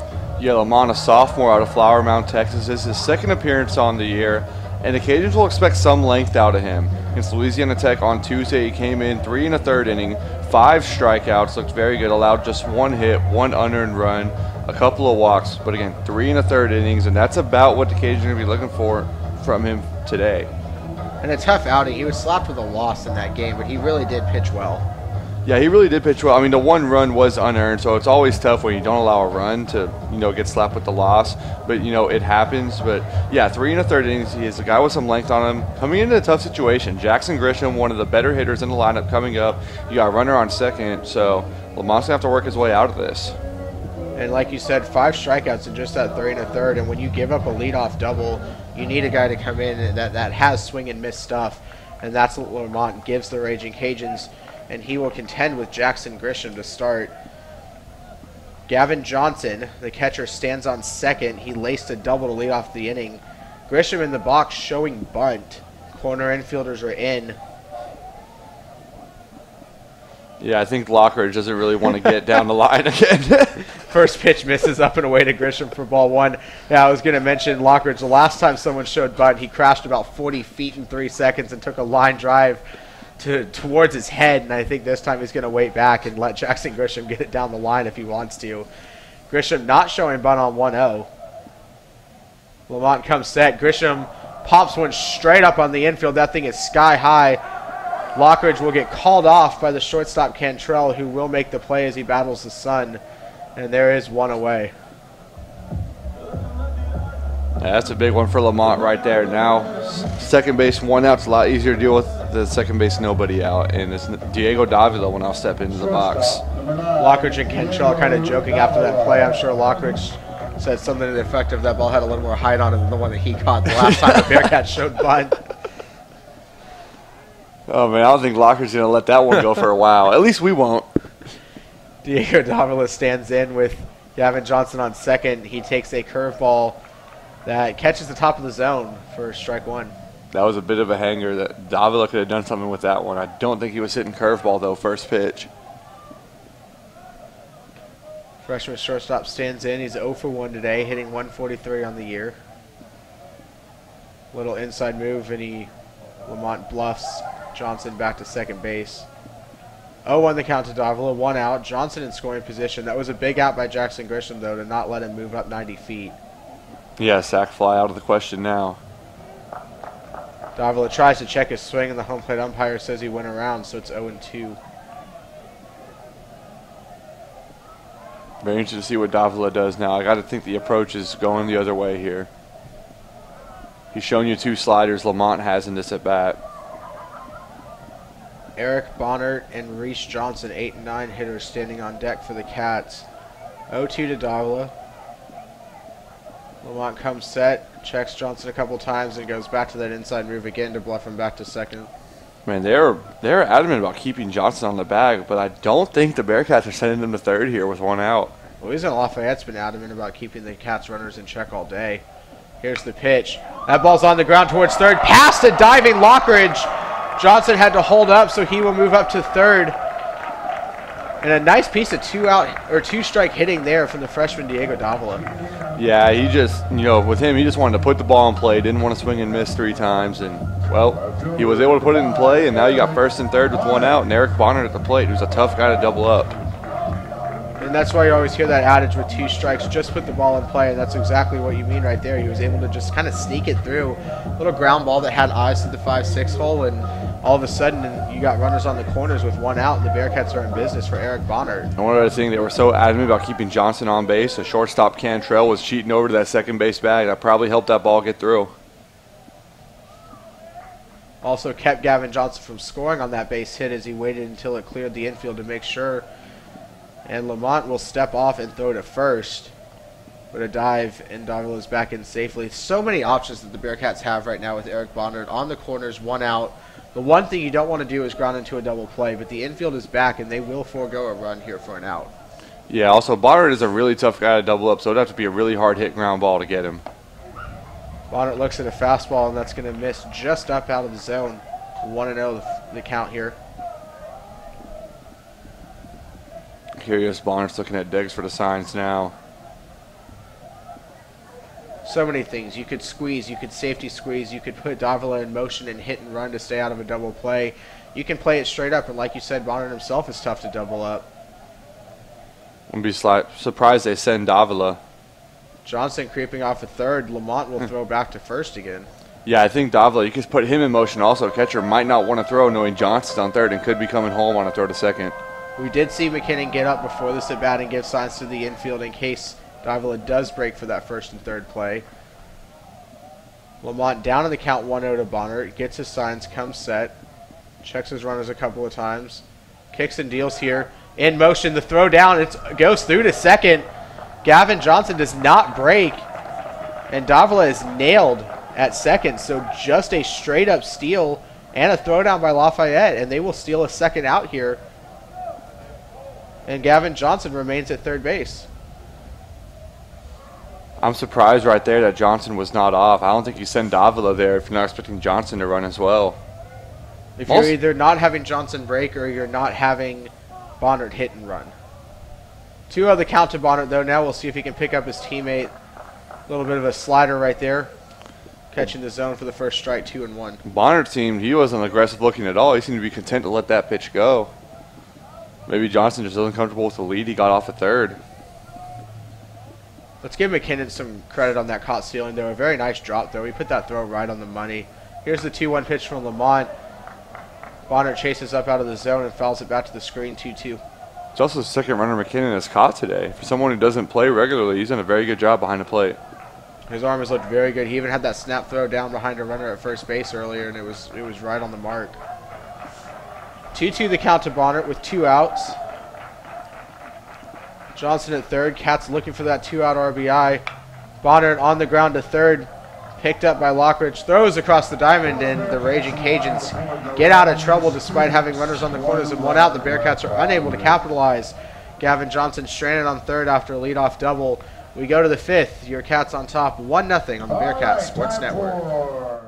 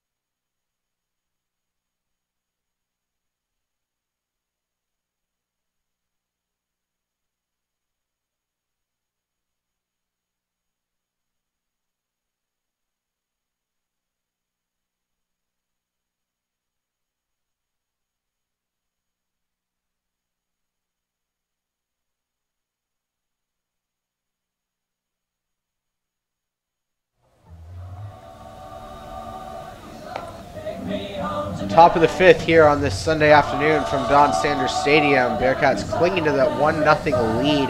They've out-hit the Raging Cajuns 4-2. And the Louisiana Lafayette Cajuns will have 6, 7, 8 due up the sitting, starting with Jordan Wiley, the lefty. Yeah, Wiley almost made that play out in right center in the top half of the inning. Now he'll lead off, or in the bottom half of the inning. Now he'll lead off the top half. Nick Mikologic, who's had a nice day on the mound, looks like he will get a 1 pitch out here. Bobbled by Reese Johnson on the ground, and Jordan Wiley will reach on what should be an E4. Had a nice little pickup. Looked like he could never quite get it transferred out of his glove to make the throw to Hearn. I think he was rushing on a play he had a little bit more time on.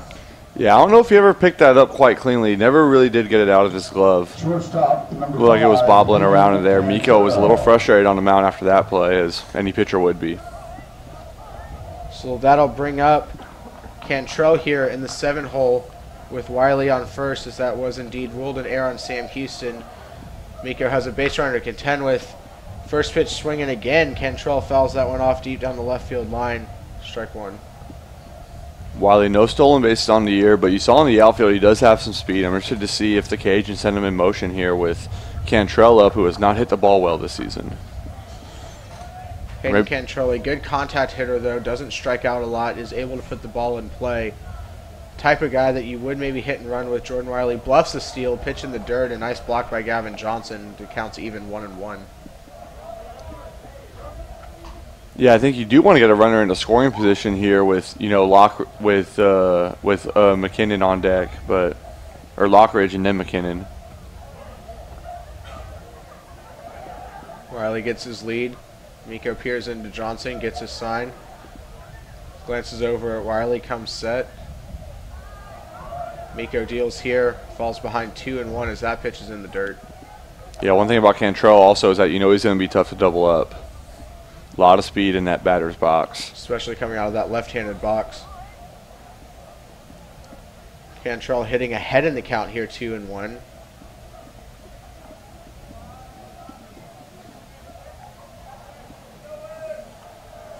Miko set, snap throw over to first. That ball gets away. That was not a good throw by Miko. And Jordan Wiley is going to move up to second base here with nobody out. We have seen Miko short hop Hearn a couple of times and not make great throws on picks, but that one just wasn't close. No, it wasn't. And now I think the sacrifice is in play, getting a runner to third with one out. I think it's very possible that you see Cantrell square around here. That's a big run at second base. And he got there because of an E4 and now an E1. That's 2 errors for the Bearcats this inning. Yeah, and of course you have Colton Kauser playing third, who's not a natural third baseman either.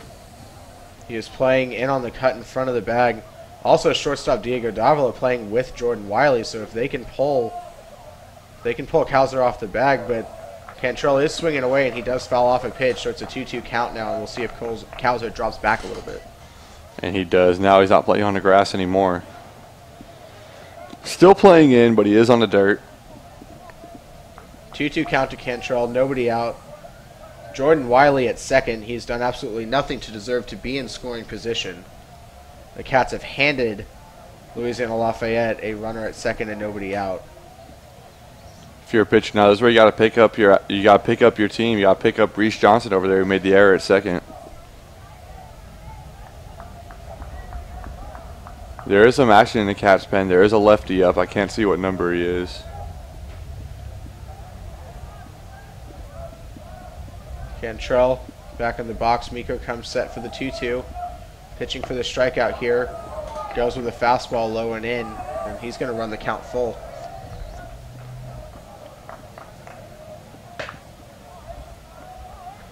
And as much as you want outs and you don't want to give a free pass to Cantrell, a walk would set up your double play ball here. It would set up a double play, but the one thing that is dangerous is you don't want this lineup to turn over with runners on base. Absolutely. Cantrell, the 7-hole. You have O'Neal Lockridge and Cole McKinnon, the 8-9 on deck as Miko steps off again. Hayden Cantrell, just that kind of hitter, just a scrappy guy in that left-handed box, and he just makes pitchers uncomfortable. Yeah, he is making Miko work right now. Miko deals, and Cantrell turns on one, but he's going to hook it foul down near the Lafayette bullpen. So we'll have another payoff pitch on 3-2. That was a nice swing by Cantrell, though. Yeah, he was out in front of that curveball. I think it was hitting fastball on the inside part of the plate.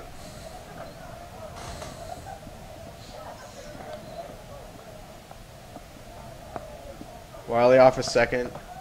Diego Davila paying a lot of attention, playing right behind Jordan Wiley. Miko deals. It's on the ground, back to Miko. His only play is going to be to first. Nice base running by Jordan Wiley. He was gone on contact and read that and moved up to third with only one out. So the tying run 90 feet away from the Cajuns. And O'Neal Lockridge comes up to the plate, the sophomore third baseman. Yeah, I wouldn't be surprised if Miko pitches around Lockridge to try to bring McKinnon up in a double play situation. Of course, we have seen the Bearcats get out of worse situations in this game. We have also seen Lafayette be willing to run a squeeze play. Yes, we have, and with the guy with Lockridge's speed and the batter's box, I wouldn't be surprised if they do that now.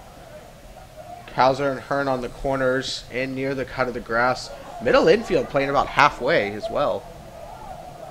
Jordan Wiley, not the fastest guy at third base. Hard hit ball. The Cats may consider coming home with it. Miko deals on the first pitch. It's a curveball. It's laced out towards right center, and this is going to be down. This may be extra bases, and it will be.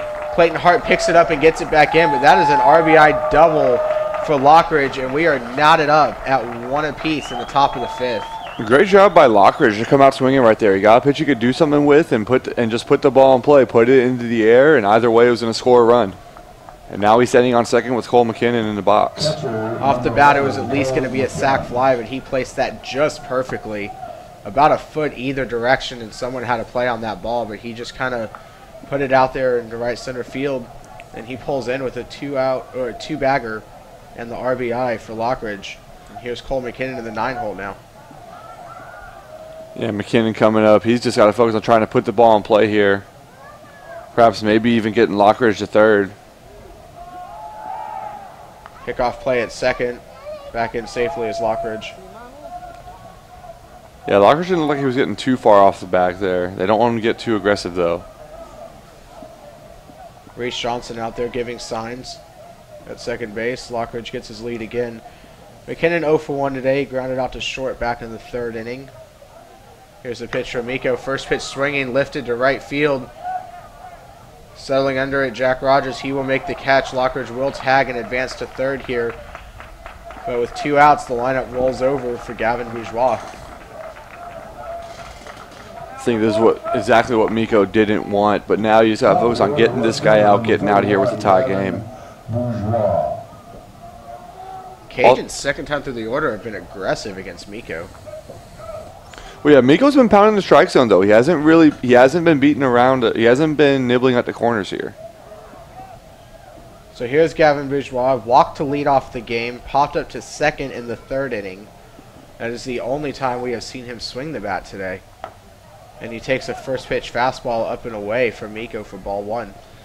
See this Miko now. Here's as we're here in the 5th inning, his velocity is dying just a little bit now.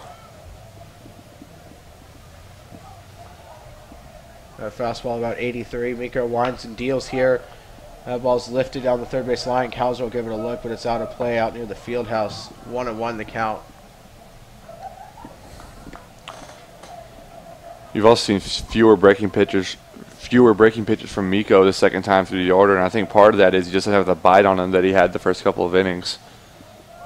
Miko definitely looks like he's laboring. Not that he's making poor pitches or anything like that, but you see that velocity down just a little bit. More fastballs. Here's the 1-1. It's a fastball at 85 down at the knees, and a nice pitch to get ahead 1-2. Gotta wonder if this Miko's last inning, and that's gotta be tough because the run he allowed was unearned. You know, Reese Johnson doesn't make that error at second base, you're already out of this inning. I'm sure that's going through Reese Johnson's head out there as he'll lead off the next inning for the Bearcats, hoping to make up for that E4 that he had that put this run on Miko's docket today. See as Bourgeois calls for time, steps right back in, and Miko has a 2-strike count. 1-2 delivery is almost spikes that fastball low and away. A nice job by Gavin Johnson just to get a glove on that to save a run. Yeah, that's why you want to run her on third, though, if you're Lafayette, because that ball does get away. You're up 2-1. And that's where tagging up with that second out on that fly ball to right. You know, that 90 feet's not always a huge deal, but you can score on things like that. Wild pitch, pass ball gives you the lead.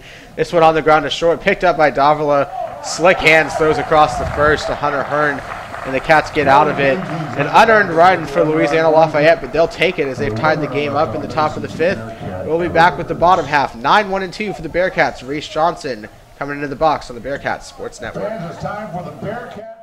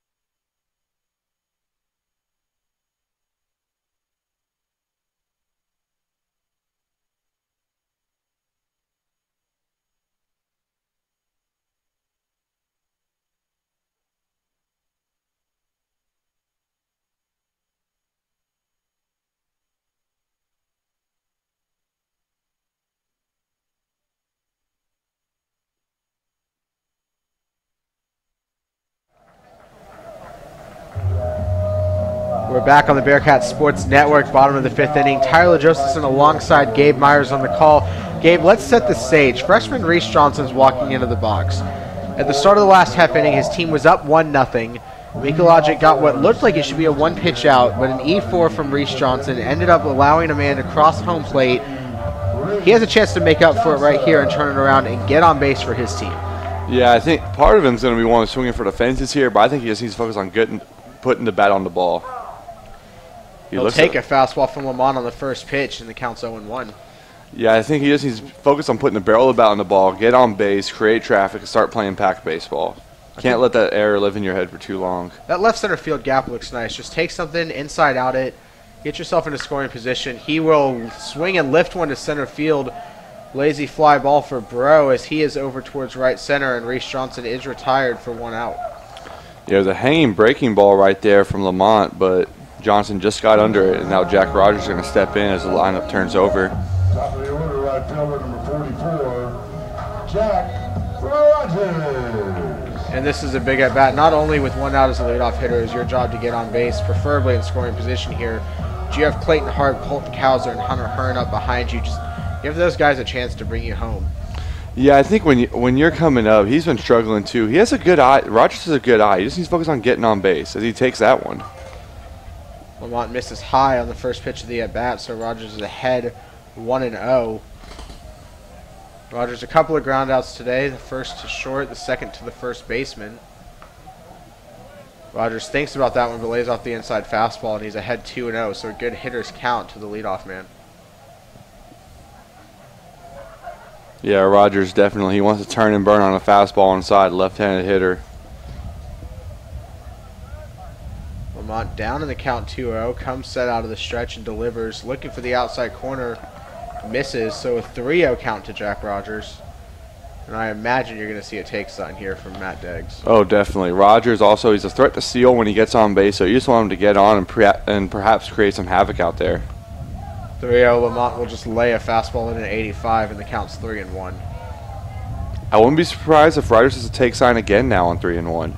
I mean, I think if you're Deggs, you really just want some traffic on the bases with the middle of your order coming up. At the very least, you're taking one pitch, one spot, and you're keyholing it.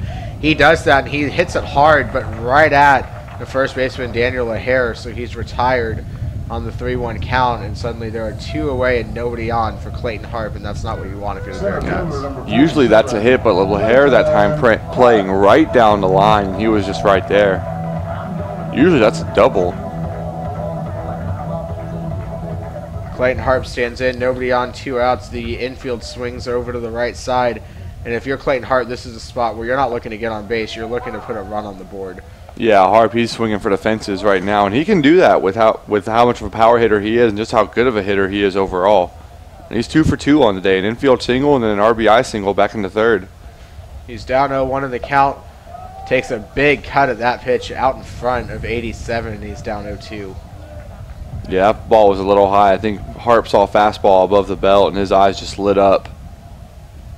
He flew open a little too early on that one. Here's the 0-2 count from Lamont. Hart goes the opposite way. Coming in as the left fielder into a slide, and he will make a basket catch as Gavin Bourgeois retires Clayton Harp. So a 1-2-3 inning for the Cats after the Raging Cajuns tie it up. We're through 5 at Dog Sanders Stadium, notched up at 1 apiece on the Bearcats Sports Network. In Austin.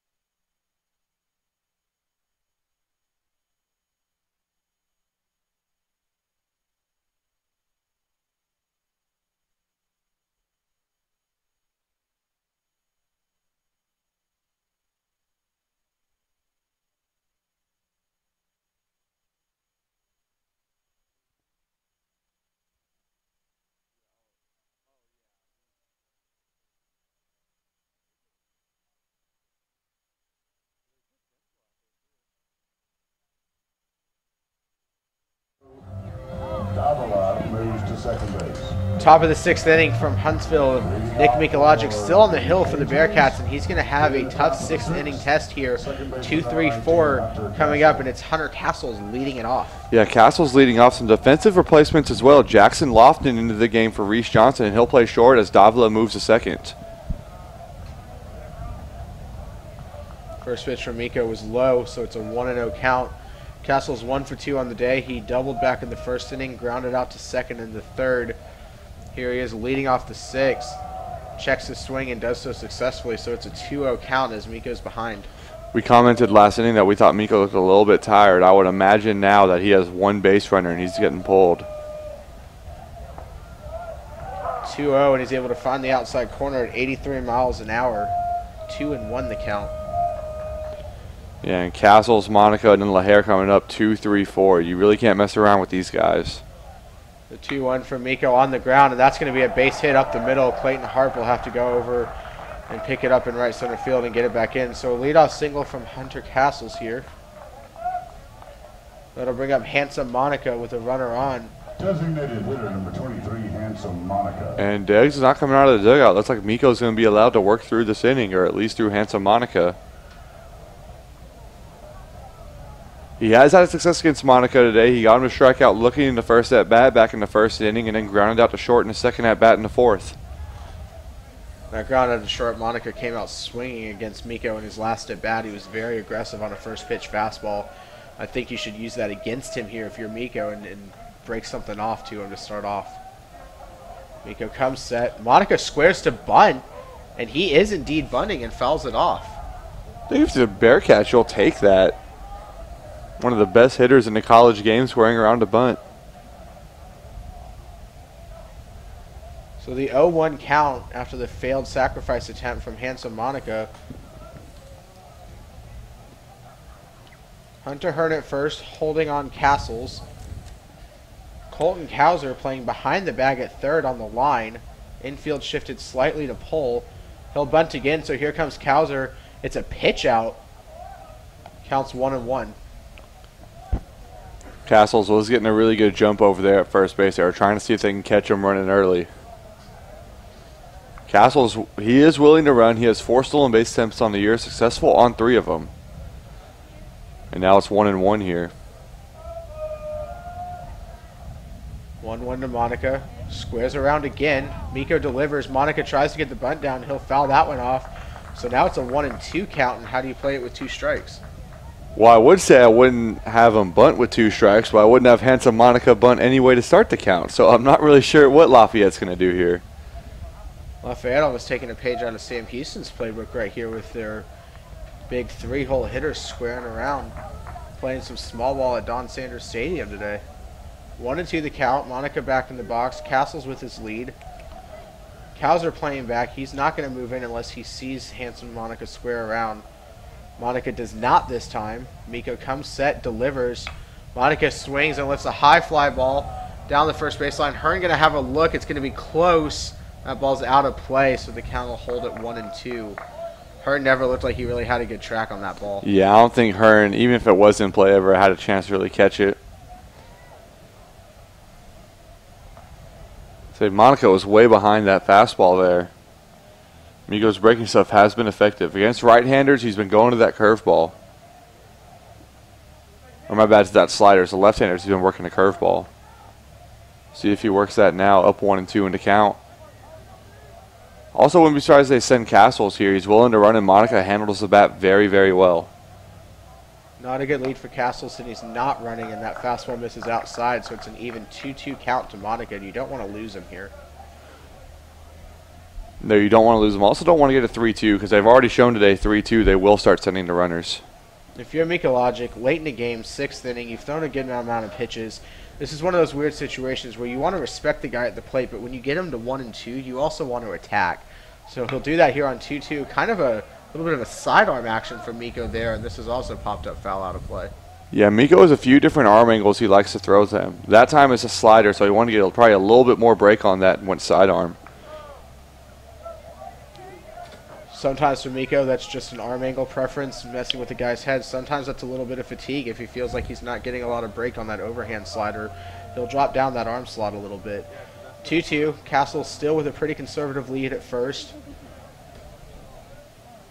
And he gets a great jump, takes off on a curveball on a pitch that looked good and has ruled ball 3. Castle's also into second uncontested. Gavin Johnson couldn't even get a throw off. Yeah, Johnson didn't really have a chance on him. Castle's got a great jump. He went before Mikalogic even started into his motion. So make Castle's 4 for 5 on the year in stolen base attempts, and that approach was basically just get a small walking lead, take a risk on a jump, and it paid off. He's in scoring position, and now you're a pitch away from losing Handsome Monica. 3-2 on the count. Miko comes set, glances back at second, and steps off. I've got to think with 2 lefties on deck and you have a lefty up in the bullpen, I wonder if this is Miko's last hitter of the game.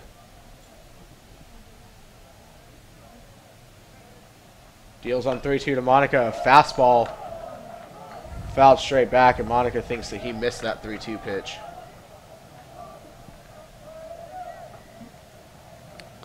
As for Monica, it's weird because you are one of the best hitters, not just on the team, but in the country, really.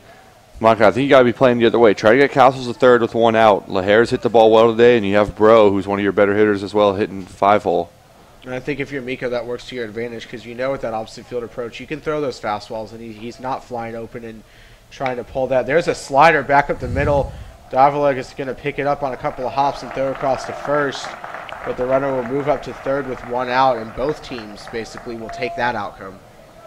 Yeah, that was a more difficult play by Davila than he really made it look because he was holding the runner on second, ran away from the bag, and had to come back over to get the ball chopping through the infield. So Diego Davila moving to second in this inning. He's already making an impact. Daniel Lahair will stand in, the left-handed hitting first baseman, 1 for 2 on the day. He singled back in the 4th inning. Corner infielders are in, and now here come the middle infielders. They are in. The outfield playing shallow. Lahair, you can see that opposite field approach as he kind of slashes that one foul down the left field line and falls behind 0-1. Bearcats definitely anticipating bunt right now. Cats are going to try and cut down that run at home. If you're Castles, I have to assume that you're moving on contact, though, and you're going to make them make a play on you.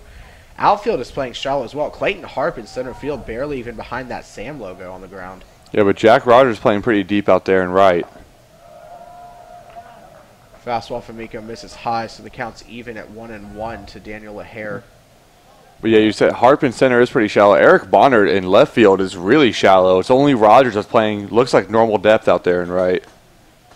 It just looks really deep compared to the other two. It's kind of an interesting outfield alignment. You would more expect this with a runner on second and 1 out to be able to come up and get a throw off on a do or die to home plate.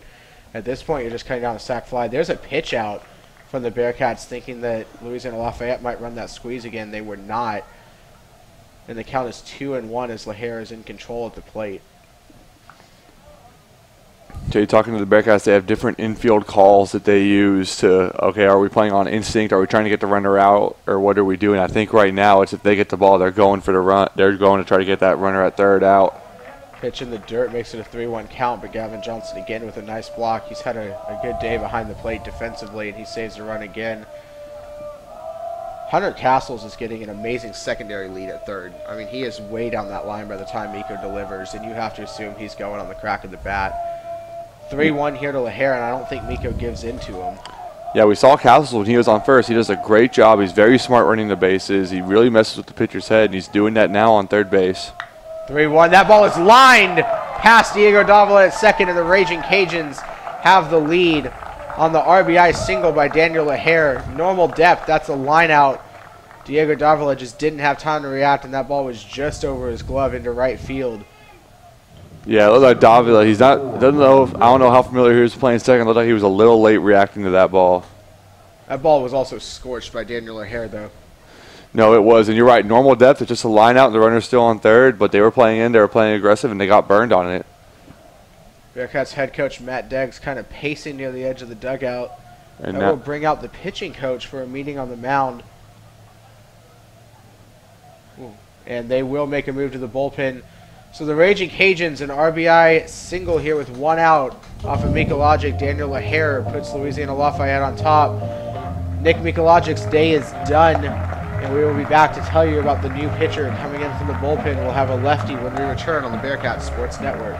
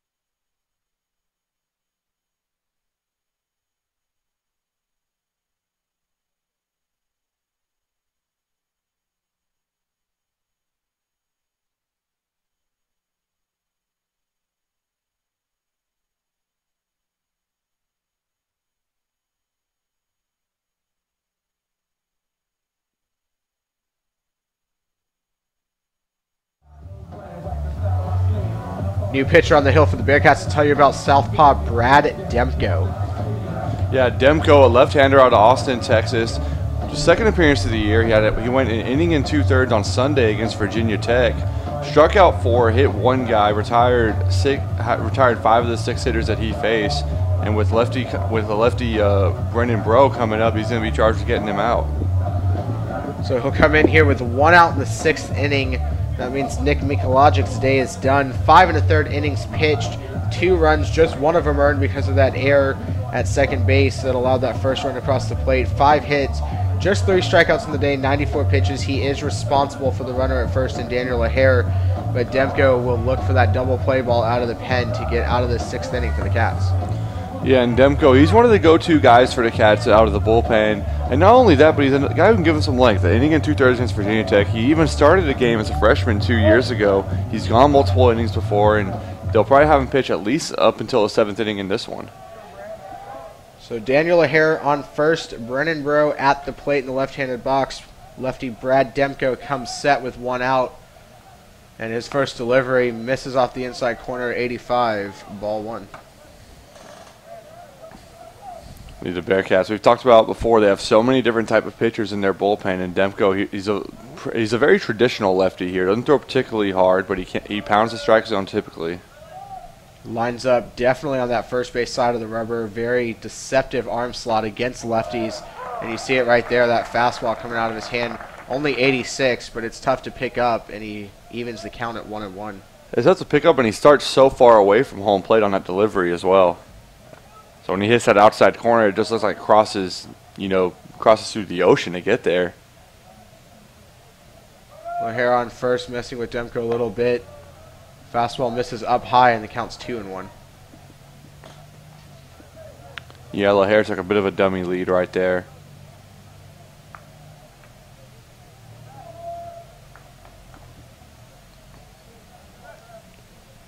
Demko peers into Johnson, comes set at the waist. The 2-1 offering. Kicks and deals. Looking for that inside corner. Doesn't get it. 3-1. Crowd wanted it. Gavin Johnson held it for a second, but it looked like it just missed. Yeah, just missed. I think Demko's going to attack Breaux now. Breaux's hitting over 300 in the year. He's one of the better hitters in the Cajun lineup, but he did ground into a double play back in the 4th. 0 for 2 on the day for Brennan Breaux. Like you said, that average still north of 300. The 3-1. Runner is on the move. Breaux fouls it off, and the count is full. As Lahair will move back to first. I like that call there by Lafayette with the hit and run there on 3-1. If it's in the zone, you have a good hitter. He'll put the bat on it, and if it's not, it's ball 4. Brennan Breaux looked just a little bit late, kind of jammed on that fastball from Demko. We've seen nothing but fastballs from Demko so far in his first 5 pitches. You would imagine Breaux's had enough time to be able to time up. But now here we are 3-2 with 1 out here in the 6th. Lahair not on the move. Payoff pitch. Grounded to first. Hearn gets it. Goes to short for 1. That is all they're going to get. Lofton will not make the return throw. They will get the lead runner, and there are 2 outs now as Brennan Breaux will reach on the fielder's choice. And that will bring up senior Oren Veillon, right-handed hitting outfielder. Yeah. All right, Veillon into the game now for Jordan Wiley. It looks like Wiley was in there against the lefty, and now Veillon's in there against Wiley's in there against the righty, and Veillon's in there against the lefty.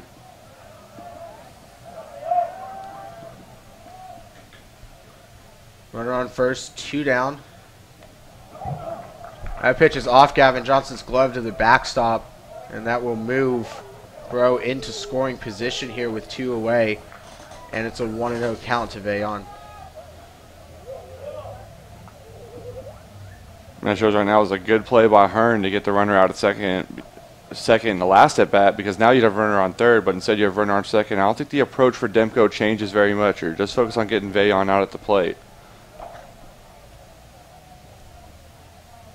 So Veillon is a senior. He's actually a transfer from the University of New Orleans. And for everybody who follows Bearcat baseball, you might remember him. A couple years ago, he ended up on a SportsCenter top 10 for robbing former Bearcat shortstop Andrew Frege of a home run. Rayon swings and fouls a fastball straight back to the screen. 1-1 to the count as Demko is able to even it up.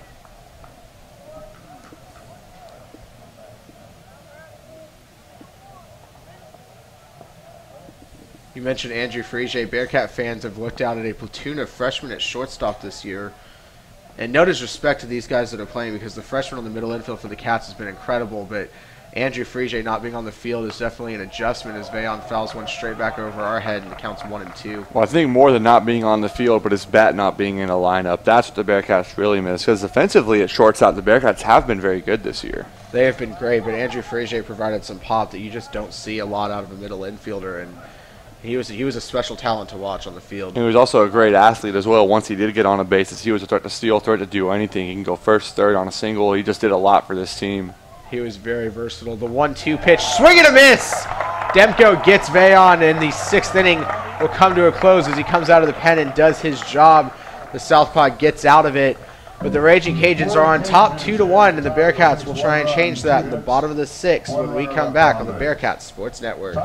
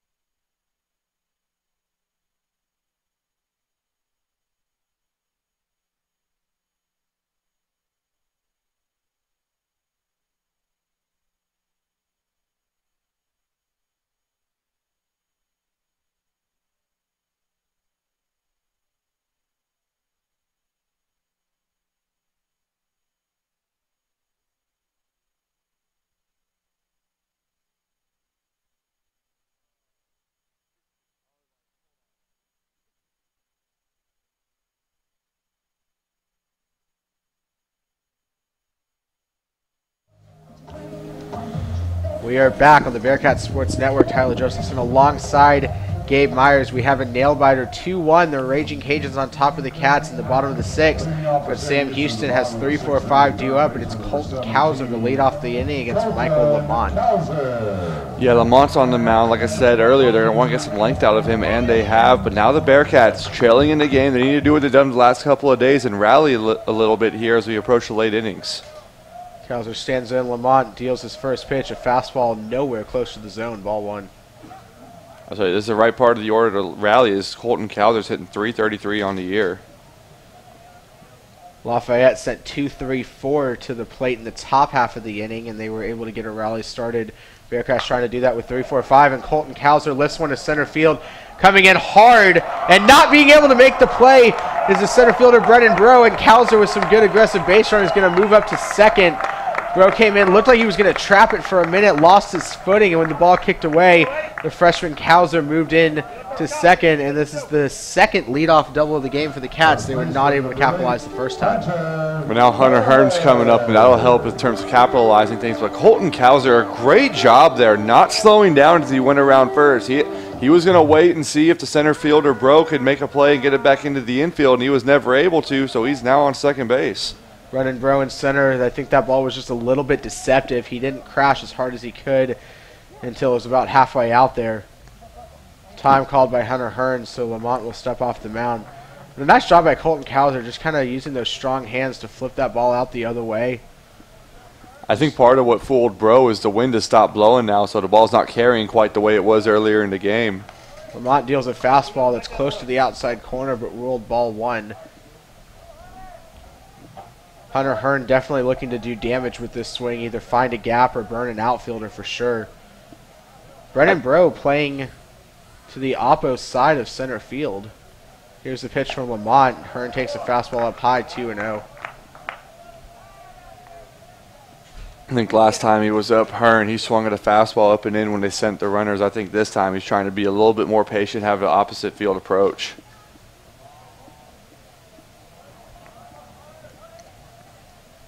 Lamont comes set, checks the 2-0 to Hearn. Hearn pops one into foul territory. Daniel O'Hare is going to make the play, and you can see the frustration on Hearn's face as he's retired for the first out. Yeah, Hearn really not happy there. I think he overswung probably a little bit that time. But now stepping into the box is Gavin Johnson, who's been red hot this weekend. Michael Lamont and the Raging Cajuns dodge a huge bullet in Hunter Hearn, but now they will deal with Gavin Johnson, Jackson Grisham in the on-deck circle. Johnson 2 at-bats. He's been on base both times today. A walk, a double back in the 4th, and I'm sure he would love to replicate that with an RBI here at stake as Johnson swings and hits the first ball out of play down the left field line for strike 1. See, Johnson last time he got a fastball middle in and he put it into the right center field gap. But as we were saying earlier, it's those balls away when he can extend his hands. That's when he really has some power. Cowser gets his lead at second. Lamont deals to Johnson. 83 miles an hour near the top of the zone, called strike 2. So an 0-2 count quickly to the Bearcats catcher. You can see Johnson, he knew he let a good one go that time. That's the ball you got to swing at. Last time he was down 0-2, though, he was able to work the count back full. See if you can put together another good at-bat here. Lamont deals on 0-2. Gavin Johnson takes a fastball high, 1-2. Tell you, it's a really valuable asset to a team when you have a guy who can continue working counts and make the pitcher throw a lot of pitches. One thing we consistently see out of this Bearcat lineup is these guys are not easy outs. Gavin Johnson's no exception. On the 1-2 pitch, he swings and just gets a piece to stay alive. McKinnon's not able to squeeze it, so in 1-2, we'll do it again. Yeah, it's big to stay alive here. You got Jackson Grisham on deck. At the very least, you want to get on base, maybe even get maybe even get first and third, do something. You have Grisham followed by Davila. Gavin Johnson in. Lamont going through signs with McKinnon. Taking a little bit too long, and Gavin Johnson asks for time and steps out. I imagine the approach right now is you just want to get something to get him out on because Johnson really hasn't been swinging and missing much. Lamont on 1-2. That ball is ripped past the second baseman. Around third is Colton Cowser. The throw to the plate. It's not going to be in time. And the Bearcats have tied it. Gavin Johnson again with a 2-strike at bat. And what a day for Gavin Johnson on base for the 3rd time, this time with the RBI single. And we are knotted up at 2 apiece in the bottom of the 6th. What a weekend for Gavin Johnson. Gosh, he just comes through when you need him to. And again, once again, low and in fastball. He just turns on it, hits it hard up the middle. Gavin Johnson, have yourself a series, kid. He is on first now with 1 out after the RBI single for Jackson Grisham. And if you're the Bearcats, I think this is where you really want to put your foot down and keep scoring runs as Grisham takes a pitch up high out of the zone at 76 miles an hour for ball 1. And Lamont, he's probably the Cajuns' best long reliever. Once you get past him, you've been doing damage to this bullpen all weekend, and I think Lafayette knows that. There's a lot of urgency on getting out of this inning with the tie game. 1-0 pitch from Lamont. Jackson Grisham takes a pitch on the inside corner or thereabout at least, but ruled strike 1. You could hear the crowd didn't really like that call, and I have my questions to the ump as well about that one. If you're the Raging Cajuns, this feels all too familiar, though. You battle, you stay in a game, and in late innings, you see cats coming around the bases. Lamont trying to limit that here as he'll step off before the 1-1 pitch.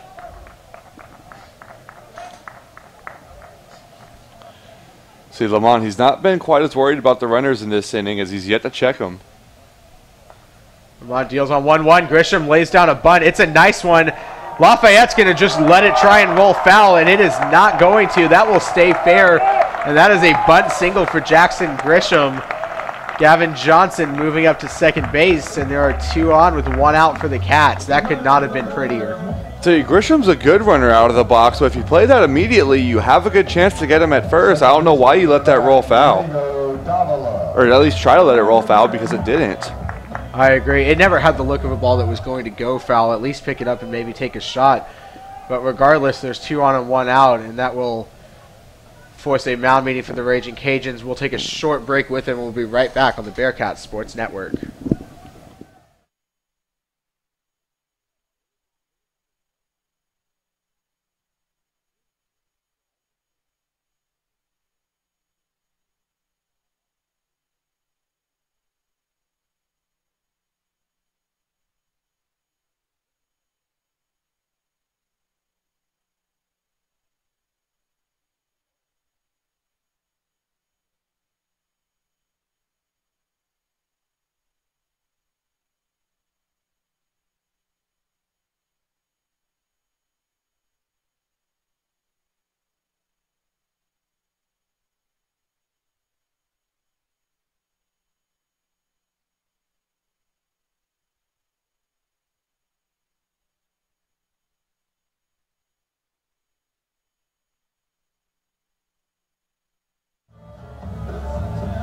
We are back here on the Bearcat Sports Network.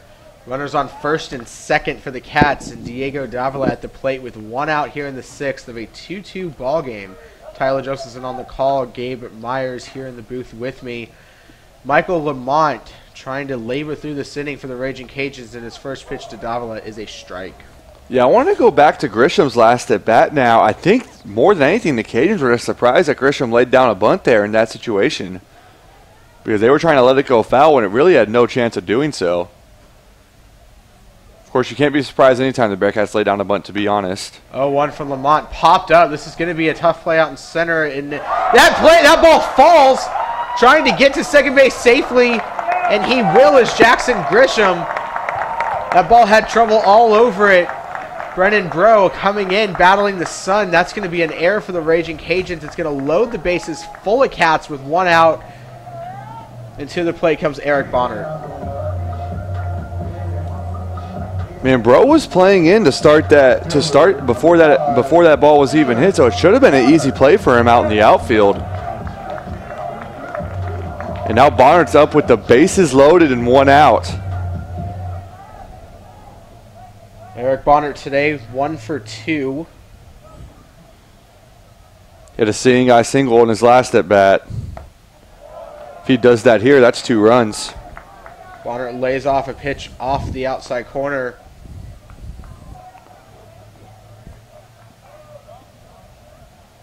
Bases full of Cats. Bottom of the 6th. 2 runs on 8 hits so far. Pitch on the outside corner this time. Crowd expresses a little bit of displeasure. Count evened up at 1-1 for Bonner. Bonner expressed a little bit of displeasure right there, too. He gave the ump a nasty look after that one. Johnson on third. Grisham, who runs well on second. Davila runs very well at first. 1-1 the count to Bonner. Lamont deals, and that fastball's up and in. 2-1, and there's nowhere to put Bonner. At some point, he's going to have to get challenged. No, that one almost clipped him, too. This is a pitch where you have to challenge Bonner right now. You can't let this go to 3 balls. If I'm Bonner, I'm hyper-aggressive right now. Lamont comes set, deals on 2-1. Bonner swings and fouls that one straight back behind home plate, so a 2-2 count. Yeah, Lamont has that breaking pitch. It looks like a slider. He's had very good command of that today on the outside corner against right-handers. Yeah, that's the one he just threw to Bonner, too. Bases loaded, 1 out. 2-2 the count. Lamont comes set for Lafayette. Deals to Bonner on 2-2. Bonner swings, fouls this one out of play. We'll do it again. Good job by Bonner there. He was sitting fastball. He was able just to make some contact with that slider there to stay alive. Freshman Jackson Lofton on deck. Would be his first at bat of the day after defensively coming into the game for Reese Johnson. 2-2 again. Bonner continues to battle. The 2-2 pitch is off the inside corner. 3-2. Lafayette now expressing a little bit of frustration. Yeah, that was a good job by Bonner taking that one. It was a little bit inside. It's a bold take, though, when a 2-strike count with the bases loaded. Paid off for Bonner, though. 3-2. 1 out. Tie game here. Cats looking to break it open. Bonner lays off a ball 4. The appeal to first. Palms down. So give him an RBI on a good at bat as he battles back and forces the walk. And the Bearcats lead at 3-2. And that brings up freshman Jackson Lofton with the bases loaded and 1 away still. So Lofton steps in. He's yet to have a hit this season. Jackson Lofton. Only 3 at-bats. But now he's got a big one with the bases loaded. Now would be a great time for Jackson Lofton to pick up that first knock as a Bearcat. Get a couple ribbies attached to it. Nothing better as a freshman, right? Yeah, nothing better. And there's a lot of speed on the bases, too.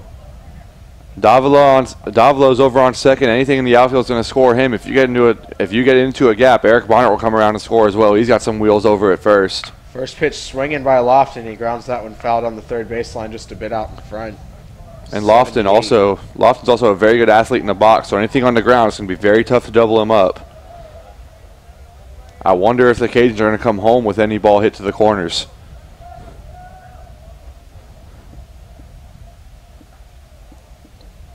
Lamont worked himself into a jam. There's nowhere to put Lofton.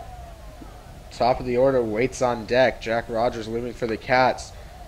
Jackson Lofton swings and just gets that one off the end of the bat. 0-2 the count now. Looks like he's been out in front of both of these pitches. If that's the case, do you go back with another off speed? I think so. Don't leave something hanging, but if you can bury something and see if you can get his hands to flail out a little bit, sure. Matt Deggs will call the freshman over and have a quick chat with him between third base and home.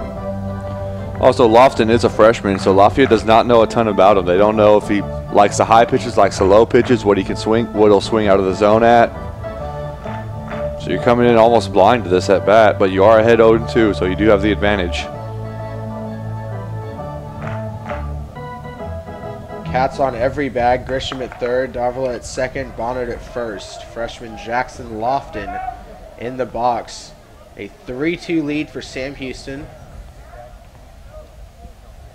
They gave up the lead in the top of the sixth. They got it back here in the home half. Here's the 0-2 to Lofton. Lofton swings, pokes it out to right field. It will be caught. Tagging up and coming home is Jackson Grisham. Throw to the plate. He gets his hand in. He is called out at home. I don't know. Called out at the plate. Oh, man. I don't know about that call, Tyler. He looked like he got his hand in well before the tag. There is not a single Bearcat fan in the stadium that agrees with that call. The inning does come to a close on the 9-3 double play. I don't know if there's a single person in the booth that agrees with that call, Tyler. Initially did not look that close. Definitely looked like that hand got in. But the inning comes to a close. But the Bearcats do get back on top. They lead at 3-2 at the end of 6. We go to the 7th inning here at Don Sanders Stadium. We'll be back with the bottom third of the game on the Bearcat Sports Network.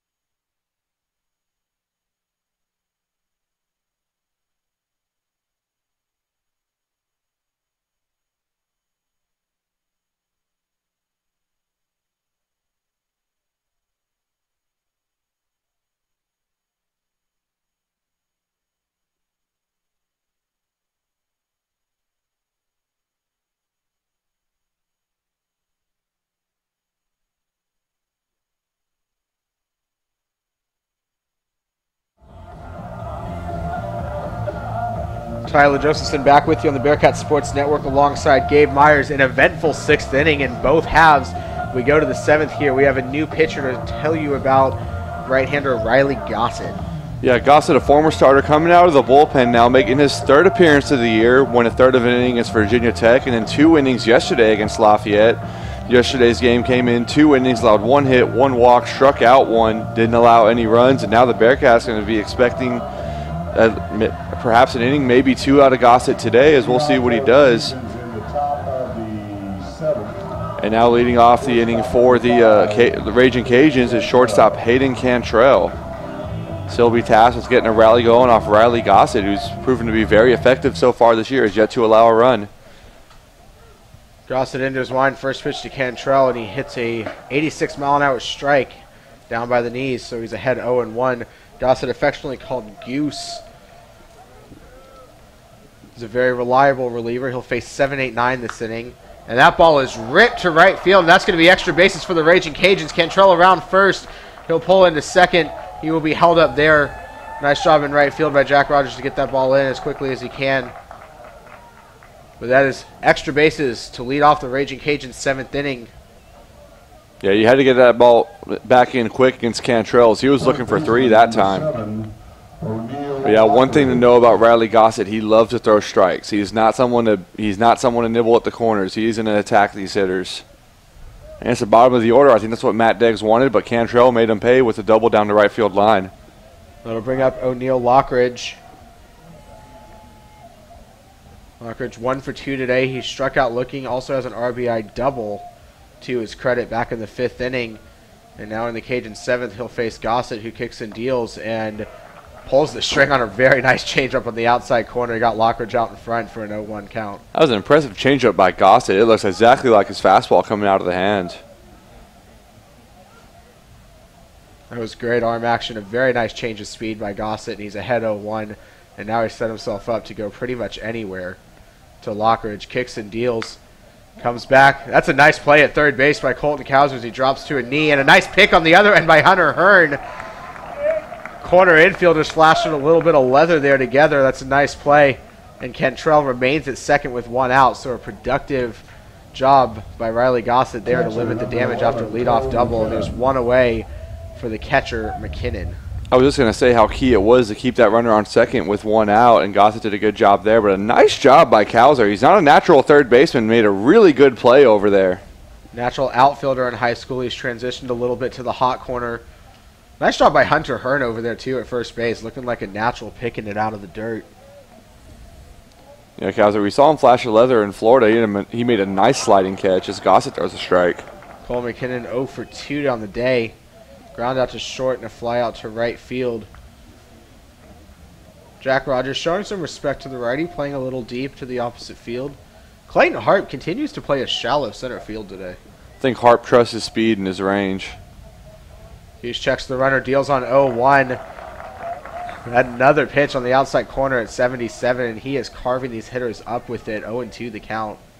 I said, Riley Gossett, he's going to attack these guys. He's not going to beat around the bush. He's not nibbling. Riley Gossett, one of those guys, fun to watch, kind of a quirky little motion, throws a lot of junk, but he's just a fun pitcher on the mound. And on 0-2, tries to get him to chase again, but McKinnon lays off, and it's 1-2. Gossett mixes his deliveries also. Goes with a high leg kick sometimes. On that last pitch, he really didn't do much of a leg kick at all. He's trying to keep Cantrell over there on second. He hasn't checked him yet, but he's messing with the deliveries a little bit, so Cantrell can't get his timing. Glances and throws now. That pitch, a little jam shot. Hunter Hearn is handling it.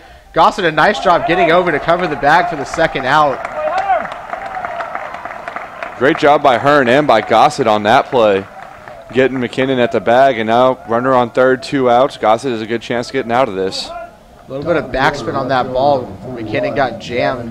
Set it out towards first base. Hearn just kind of backed up, let it take that big hop. And a nice job by Riley Gossett. Those PFPs paying off as he gets off the mound and covers first. And Goose has 2 down now as he tries to strand that leadoff base runner. But he'll have to get through the top of the order now in Gavin Bourgeois.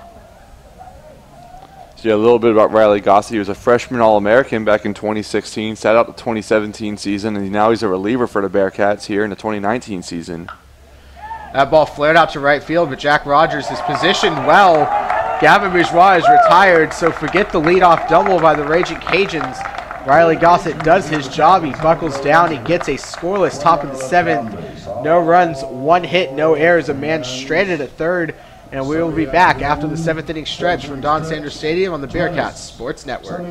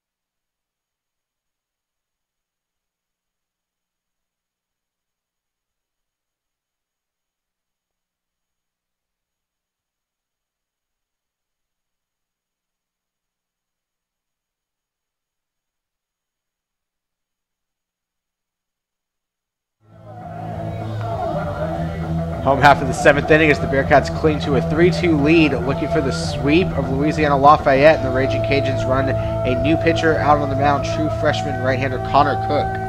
Yeah, Cook, a freshman from Sulphur, Louisiana, is making his 3rd appearance of the year.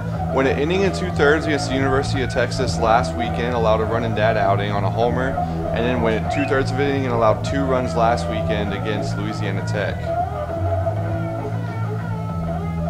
He has an ERA of 11.57 on the year and a 2 1/3 inning of work. And he'll be tasked with facing the top of the Bearcats orders. Jack Rogers is going to lead things off.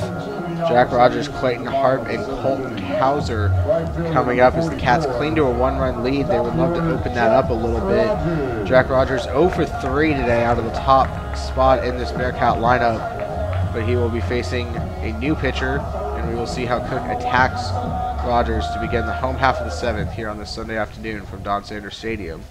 Cook into the windup, the pitch, fastball at 86 on the outside half for strike 1. First Lafayette pitcher we've seen out of the windup today, Gabe. Yeah. No, Rogers in his last at-bat, he lined out to the first baseman, Lahair. This time he lifts one to left field. Backing up on it just a bit is Gavin Bourgeois, and he will make the play for the first out.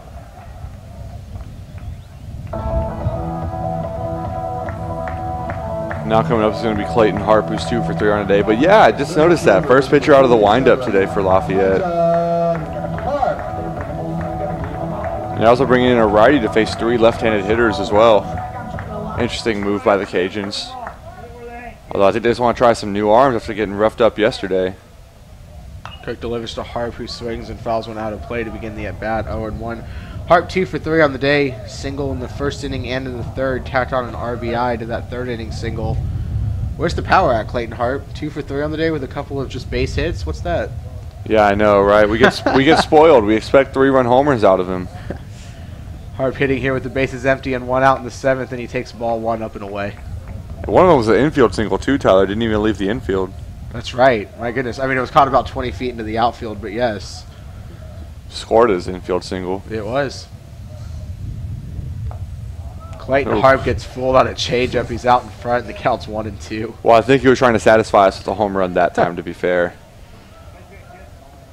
Connor Cook heard us talking up here and said he's not going to be the freshman that gives that up to Clayton Harp. Here's the 1-2 from Cook. That ball's lifted into foul territory in front of the Sam dugout. Might be playable. Coming over is the third baseman Lockridge, and he will make the catch, and Harp is retired, and Connor Cook's looking good with 2 away. Yeah, Cook did a good job in that at-bat, mixing speeds, mixing locations, really had Harp off balance. I mean, you know the Cajuns like this freshman if they're using him in high-leverage situations against really good teams. Colton Hauser steps in, 1 for 2 today. He doubled in the 6th inning. Now this is a freshman Coach Deggs is high on. I think a lot of Bearcat fans are high on him. Freshman on freshman here as Cook delivers ball 1 to Hauser. Hauser 1 for 2 on a day with a walk and a double back in the 6th inning. The double came when the center fielder Bro tried to make that basket catch, couldn't trap it, and Hauser, aggressive base running, got out there. Hauser, a little swing single, ground ball to the left side, picked up at third and thrown across the diamond. So a quick inning for the freshman Connor Cook on the mound. He keeps it a 1-run game as we head to the 8th. Bearcats clinging to a 3-2 lead. We'll be back on the Bearcat Sports Network.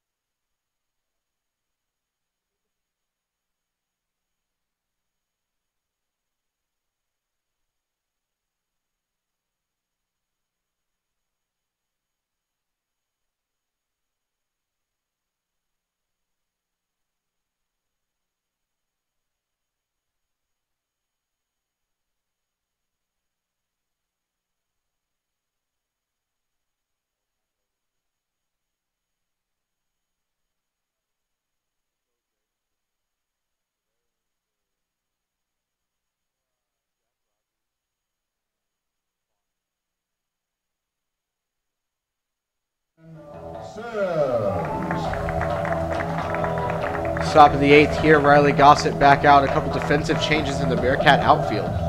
Yeah, Mac Odom's coming into the game in right field for Jack Rogers, a defensive replacement. Very common to see him come into the game. And then Darian Sims is in there in left field for Eric Bonner now. So a lot of speed in the outfield and a lot of range out there. Clayton Harp still in center. Hunter Castles will be the first one as Gossett will deal with 2-3-4, and he will deliver a ball up and away. 1-0 the count to Castles. He is 2 for 3 on the day. Doubled in the first inning, had a single and came on to score in the 6th. And Castles' batting average now up to 400 on the year. Castles fights that ball foul. Count's going to even up at 1-1. Just a great hitter on the plate. And Gossett staying out there on the mound. He had a quick inning after a leadoff double last time. There is some action in the Bearcats bullpen as a lefty's up there. I think that's Stephen Beard. Gossett deals, appeal to third. Jason Blackburn with the palms down says that Castles held up on the swing, so 2-1 now.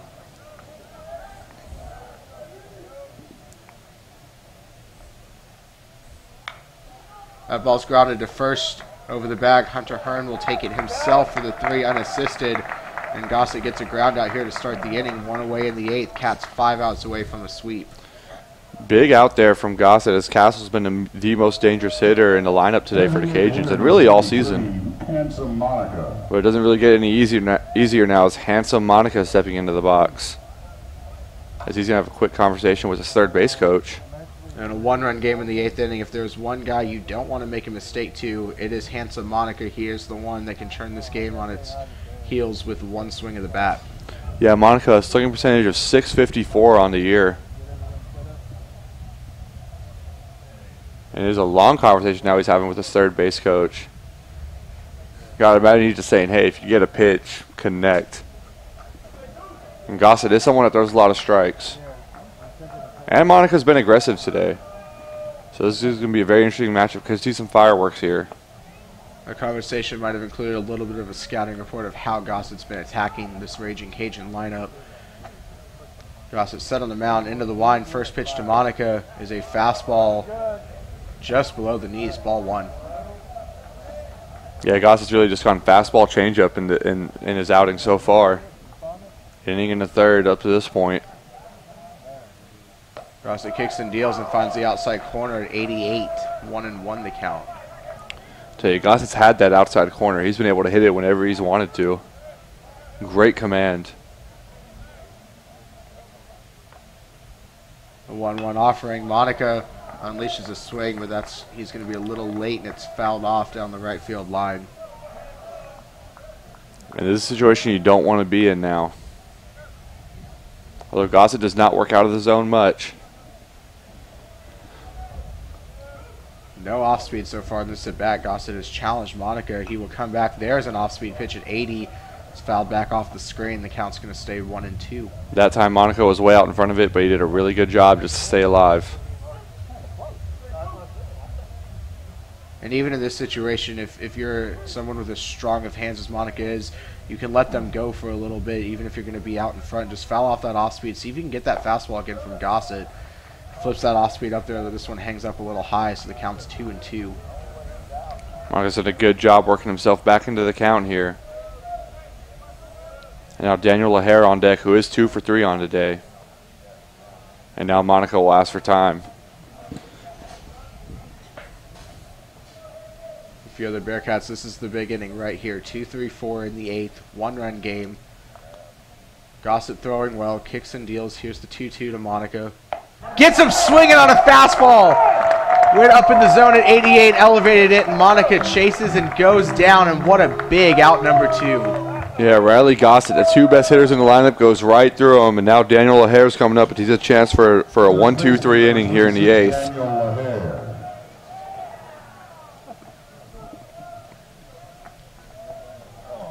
So LaHare steps in, left-handed hitting first baseman. On the ground to shortstop, picked up. Lofton throws across. Hearn picks it out of the dirt. Sticks his foot on the bag, and that is the 3rd out. So we will go to the bottom of the 8th. The Bearcats up 3-2. 3 outs away from a sweep of Louisiana Lafayette. We'll be back on the Bearcats Sports Network.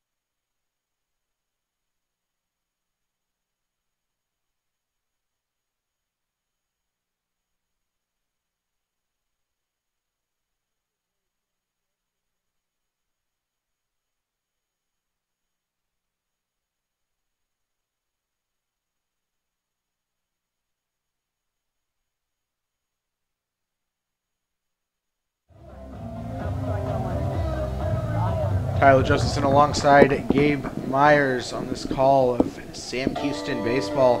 Hunter Hearn leading off the bottom of the 8th for the Cats, 4-5-6. The middle of the order will try and provide some insurance before the 9th inning of this one-run game. Yeah, and Hearn's going to look to get off the schneid here as he's 0 for 3 on the day. Has not looked very comfortable in the batter's box. That season average for Hearn down to 217 now, and he takes an off-speed pitch for strike 1 to start this AB. Cook, a good front door curveball right there. Been very impressed with the freshman Cook. He's done a good job mixing speeds, mixing locations, changing the eye levels. He had a 1-2-3 bottom of the 7th. Hearn here on the ground to third. There it is. There's a base hit past the diving Lockridge, and Hunter Hearn gets out of his slump just a little bit. 1 for 4 looks a lot better than 0 for 3. Yeah, and you hear the Bearcat faithful also giving a little extra round of applause there, knowing Hearn was on the schneid a little bit there, and now hopefully this breaks him out of it. Now the lid's open for him. And now the red-hot Gavin Johnson steps in. He's hitting .412 on the year now. 3 at-bats today, officially 2 for 2. He's been on all 3 times, a walk, a double, an RBI single, and you said it, .412. The average at this point. Hearn on first, Johnson in the box, and Connor Cook will be out of the stretch for the first time. And Hearn, like many Bearcats, threat to run on first. Not going, slide step from Johnson. Slide step from Cook. Johnson taking all the way, and it's 0-1. Very quick to home, Connor Cook. I'm very impressed with this freshman so far. He's very efficient, very poised, good at changing up speeds. Looks like he's good at dealing with that runner on first base in Hunter Hearn. The 0-1 to Gavin Johnson misses outside. Off speed at 78. I think Cook is someone Deggs would call a pitchability guy. Well, no, he's just a very good pitcher. He knows what he's doing up there. And he's a freshman, so he's gonna age very well here in the college game. Bearcats catcher Gavin Johnson in that left-handed batter's box. A 1-1 count. Cook will step off and make a throw over to first on Hunter Hearn. Yeah, wouldn't be surprised to try to get Hearn in scoring position with Gavin Johnson up at the plate. Tell you, both times with Gavin, though, it's been 2 strikes. When he's got 2 strikes on him, that's when he's gotten the hit.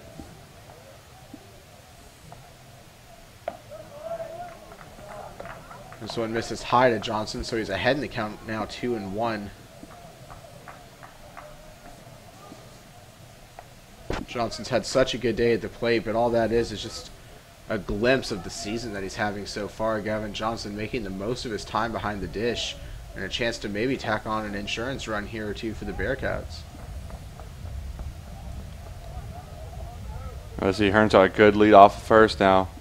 Slide step again. Cook goes off speed and misses up high. 3-1 and a good hitter's count to Gavin Johnson. I understand Cook wanting to slide step and hold Hearn on first base, but you got to throw strikes now. You can't get first and second. And Jackson Grisham's in the on-deck circle. Is Hearn on the move here?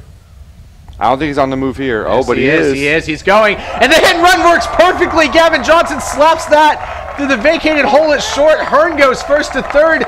Gavin Johnson 3 for 3 on base for the 4th time.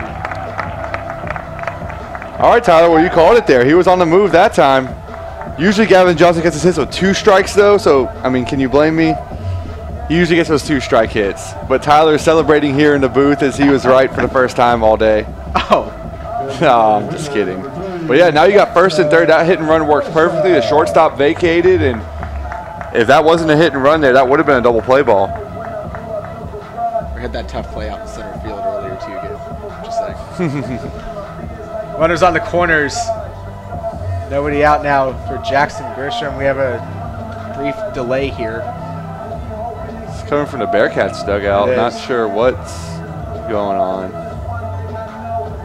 Oh, it's a pinch runner. We're going to get a pinch runner here. It looks like Riley McKnight coming in to take over for Gavin Johnson.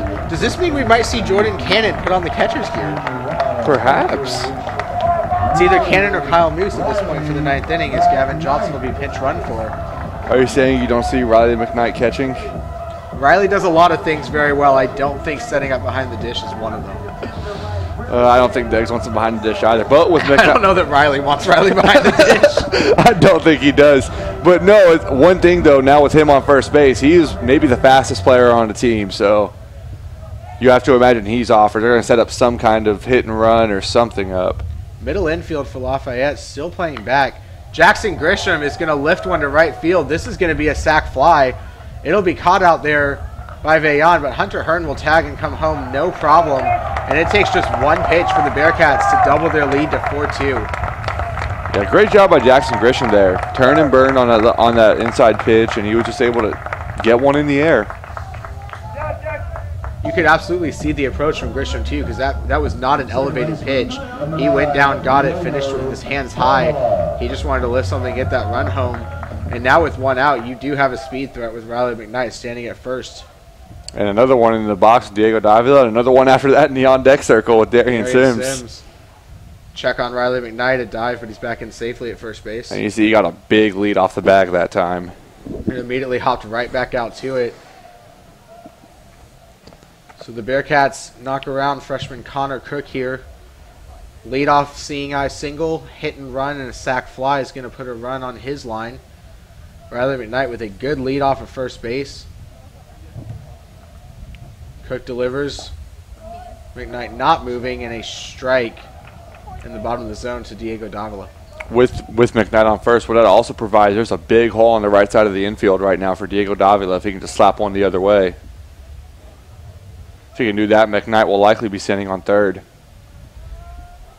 Check by Cook, and he comes set. Hands at his chest.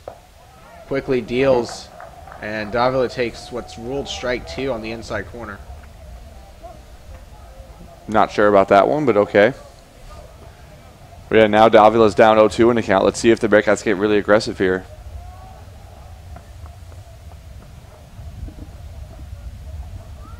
McKnight an even larger lead.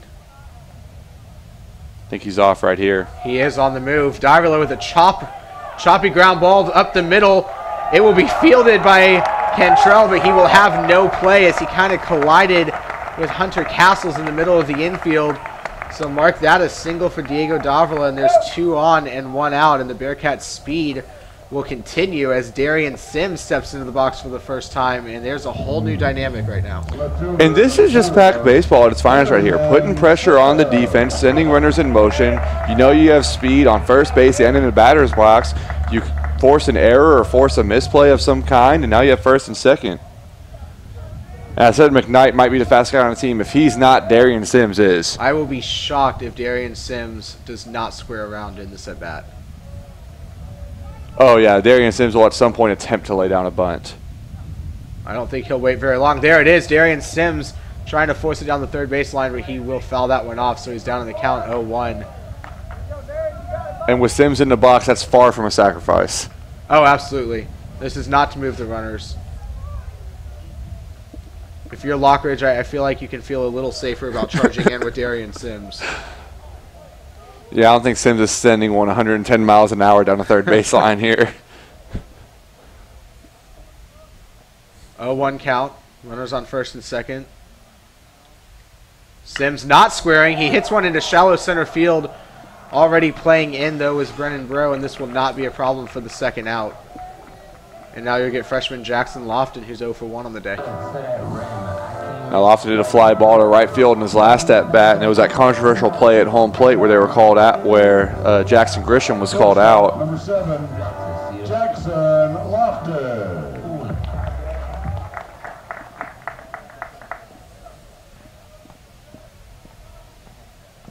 Anything in the outfield at least scores 1 with McKnight standing on second. Anything in the gap scores 2 with Davila on first. Pitch by Cook is an off-speed. Missed somewhere, apparently, for ball 1. Yeah, they've been giving that call on the inside part of the plate all day. Not sure where that one missed, really, but Lofton will take it. Lofton ahead in the count 1-0. As you mentioned, McKnight on second, Davila on first. 2 outs for the Bearcats. They are up 4-2 in the bottom of the 8th. Runners in motion. McKnight got an amazing jump, and he gets in there. He gets in there. A little bit of hesitation on the call. And the Lafayette crowd is not happy about that. They're going to let Jason Blackburn hear that one. Not only was it delayed, it looked like there was a little hitch in that safe call. I thought the play was close, but he rules that Riley McKnight gets in there at third. Diego Davila wisely follows him into second. So now a base hit could score 2. I think that's what you wanted to do if you're Matt Deggs. Oh, and the ball gets past the catcher. That ball would also score a run, and it will. That pitch just right off the glove of Cole McKinnon. There's no excuse there. Yeah, it was a little outside, but it wasn't that far outside. And McKnight will score, and Davila's now on third. Pack baseball, Tyler. So a little bit of an unfortunate inning for Connor Cook. A couple of Bearcats come across. He's pitching well. The deepest ball hit this inning was a fly ball by Jackson Grisham. But which was a sacrifice. Davila on third. And the 3-0 count is ball 4. So Jackson Lofton will walk, and all of a sudden the order turns over, and it's going to be Mac Odom. Yeah, Mac Odom, a defensive replacement coming in for Jack Rogers last inning. Top of the order, right fielder number 1, Mac Odom. And for Odom, it looks like this is going to be his first at bat of the season. He has scored a run, though, and stolen a base.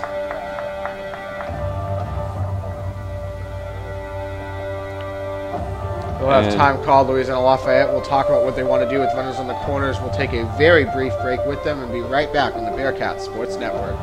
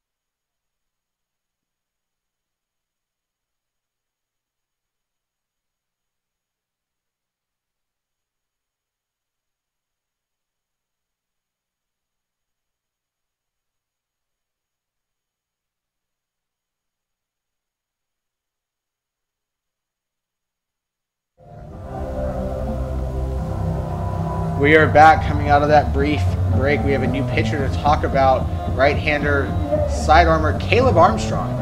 Yeah, Armstrong, a sidearm pitcher. He's only making his second appearance of the year, went a third of an inning against Louisiana Tech. Didn't allow a run, allowed one hit, and now he's pitching here against the Bearcats, and he's looking to get out of this with a runner on third and 2 outs, and Mac Odom stepping into the plate. Armstrong has faced only 2 batters this year. He will come in here with 2 outs in the bottom of the 8th. Diego Davila on third, Jackson Lofton on first. Top of the order for the Bearcats, and it's Mac Odom getting his first at bat as Armstrong throws his final warm-up pitches here. So a big bottom of the 8th for the Bearcats. You came in for this half inning up 3-2. Felt good, but a couple of runs in the bottom of the 8th is always nice when you're just coming out of that bullpen. Yeah, I think more than, the 2 runs, but also Hunter Hearn getting off the schneid. I think that was huge. He'd been 0 for 3. He hadn't been really hitting well all weekend. He hits a hard hit ground ball for a single, and then Gavin Johnson gets on. Riley McKnight pinch runs for him. He's able to create some havoc on the bases.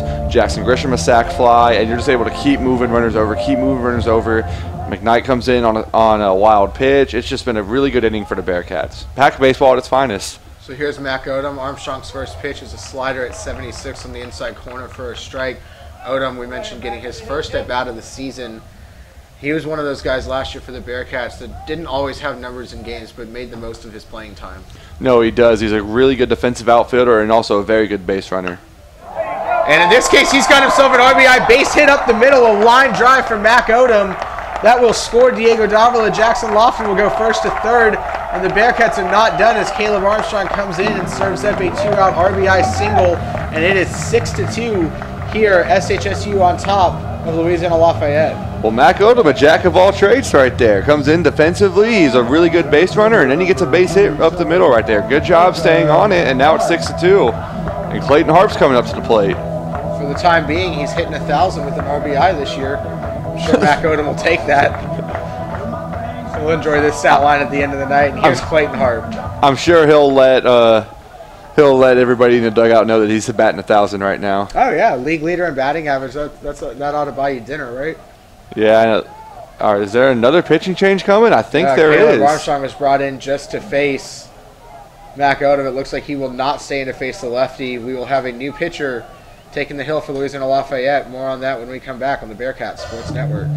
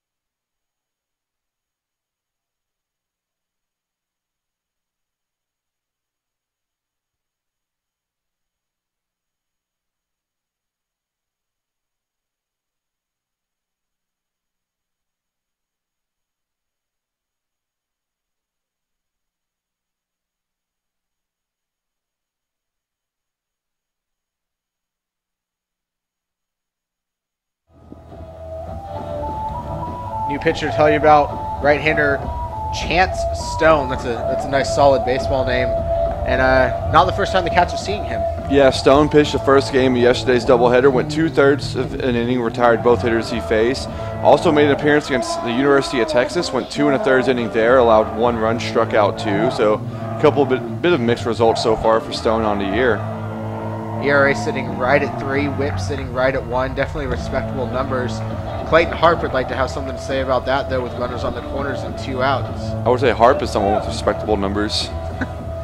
Clayton Harp a 2 for 4 day. Couple of singles, an RBI for him on his line. Great day yesterday for Clayton Harp. He's had quite a series here against Lafayette. They won't forget his name anytime soon. Lofton on third, Mac Odom on first following his 2-out RBI single and his only at-bat today. And now Stone deals to Hart for the first time, and it's an off-speed pitch at 72 that hangs in there for a strike. Well, I'm going to say this again. With Mac Odom on first, I think a steal or something's going to be on. I mean, you don't put him in there just to have him out there on first. You have him in there to move. Hart swings it, drives the ball deep right field. Backing on his way out, but it's not going to matter. That ball clears the wall. Goodbye, Clayton Hart. And from 6-2, it is 9-2. Well, you were saying you wanted Harp to have some more power. All he had was 2 singles today. He answered your call right there, Tyler. 4 RBIs on the day. Have yourself a weekend. Clayton Harp, series MVP without a doubt. And what a bomb that was off the bat. And Lafayette trails by 7 as the Cats have scored 6 in the bottom of the 8th inning. Oh, yeah. Harp stared that one down coming out of the box. He knew it the second he swung the bat, and I think this whole crowd knew it as well. Everybody got out of their seats. And now again, 9-2 as the Bearcats close in on a sweep of this series. Colton Kauser stands in and grounds one foul. 0-1 the count from Chance Stone. Stone's ERA doubled with that home run by Clayton Harp. We've seen it once, though. You get ahead with an off-speed pitch, you throw Clayton Harp a fastball. It did not work earlier, and for a second time today, he has made them pay.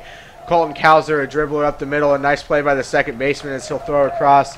Castles gets him by a step. But a 6-run, bottom of the 8th, capitalized by Clayton Harp's 3-run bomb, and the Cats have a 7-run cushion heading to the 9th, 3 outs away from a sweep at Don Sanders Stadium on this Sunday afternoon. We will be right back with the 9th inning on the Bearcats Sports Network.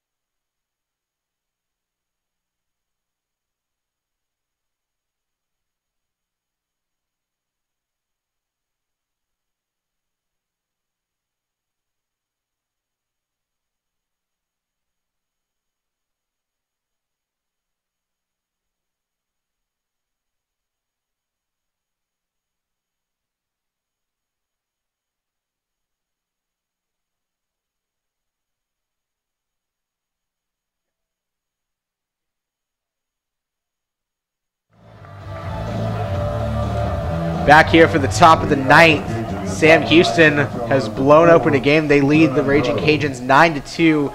Riley Gossett on the mound looking to close it out for the Cats. He will face Brennan Bro, 5-6-7 due out for Lafayette as the first pitch is fouled away for strike 1. And much to our dismay, Tyler, Riley McKnight will not be behind the plate catch. Instead, it'll be Kyle Moose and not Jordan Cannon. Kyle Moose in the game caught the other half of a game that was not caught yesterday by Gavin Johnson. Goose delivers an 0-1, and it's right down the middle for strike 2. So Goose can get the 9-out save today if he can finish this thing off. He came in, it was 3-2. Now it's 9-2. I think he likes this. I think so, and he would be credited with that save for his 3 innings of work. Riley Gossett has been very effective on the mound today, yet to allow a run for the Cats. Here's the 0-2 pitch, and it's fouled away. So after Bro, it's Vion and Cantrell. So going back to Clayton Harp, he will finish the weekend 8 for 13, 3 homers, 9 RBIs. That's a good month in college baseball. Yeah, I literally don't have anything to say. Yeah, I think have a weekend, Clayton Harp. Here's the 0-2 from Goose.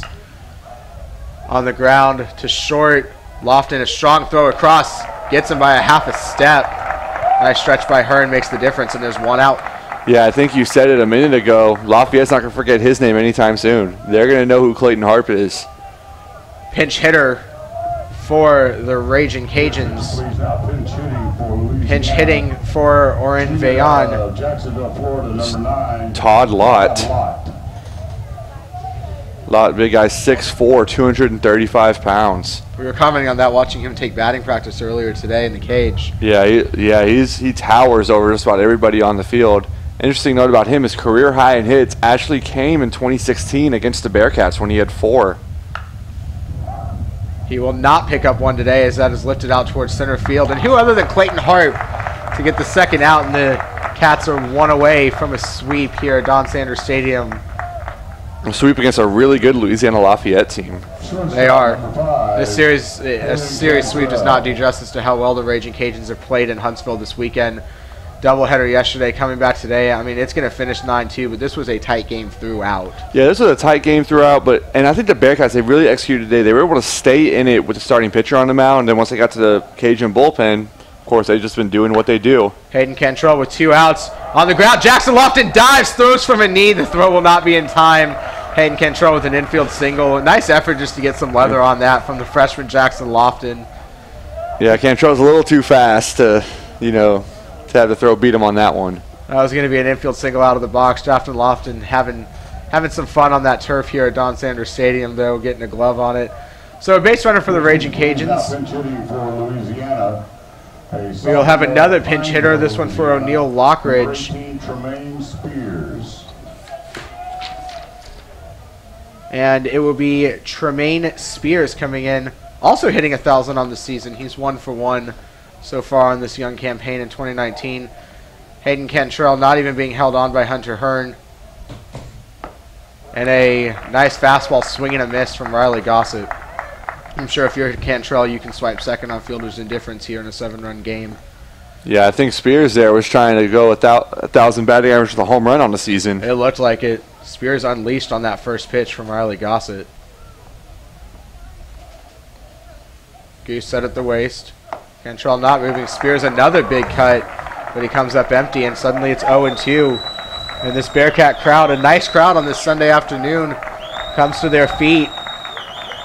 They're appreciating this offensive outburst that they just witnessed in the last half inning, and Riley Gossett trying to close out a 3-inning save here for the Bearcats. The 0-2 to Spears, kicks and deals. Got him looking! Called, strike 3, and the Bearcats will sweep Louisiana Lafayette at Don Sanders Stadium. 9-2 in this series finale on a Sunday afternoon. And the Bearcats, after back-to-back come-from-behind walk-offs yesterday, decided to not even let this one get that close in the 9th inning.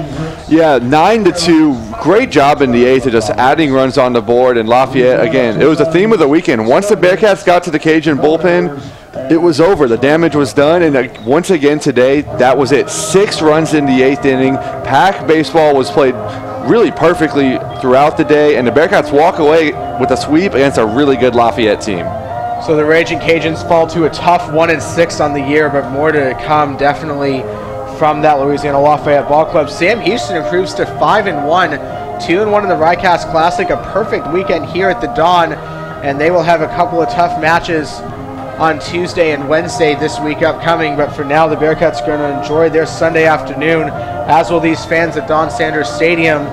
For the Bearcat Sports Network, this has been Sam Houston Baseball. I'm Tyler Josephson. Gabe Myers alongside me on the call. 9-2, your final this Sunday afternoon. 9 runs, 13 hits for the Bearcats, and once again a sweep of Louisiana Lafayette.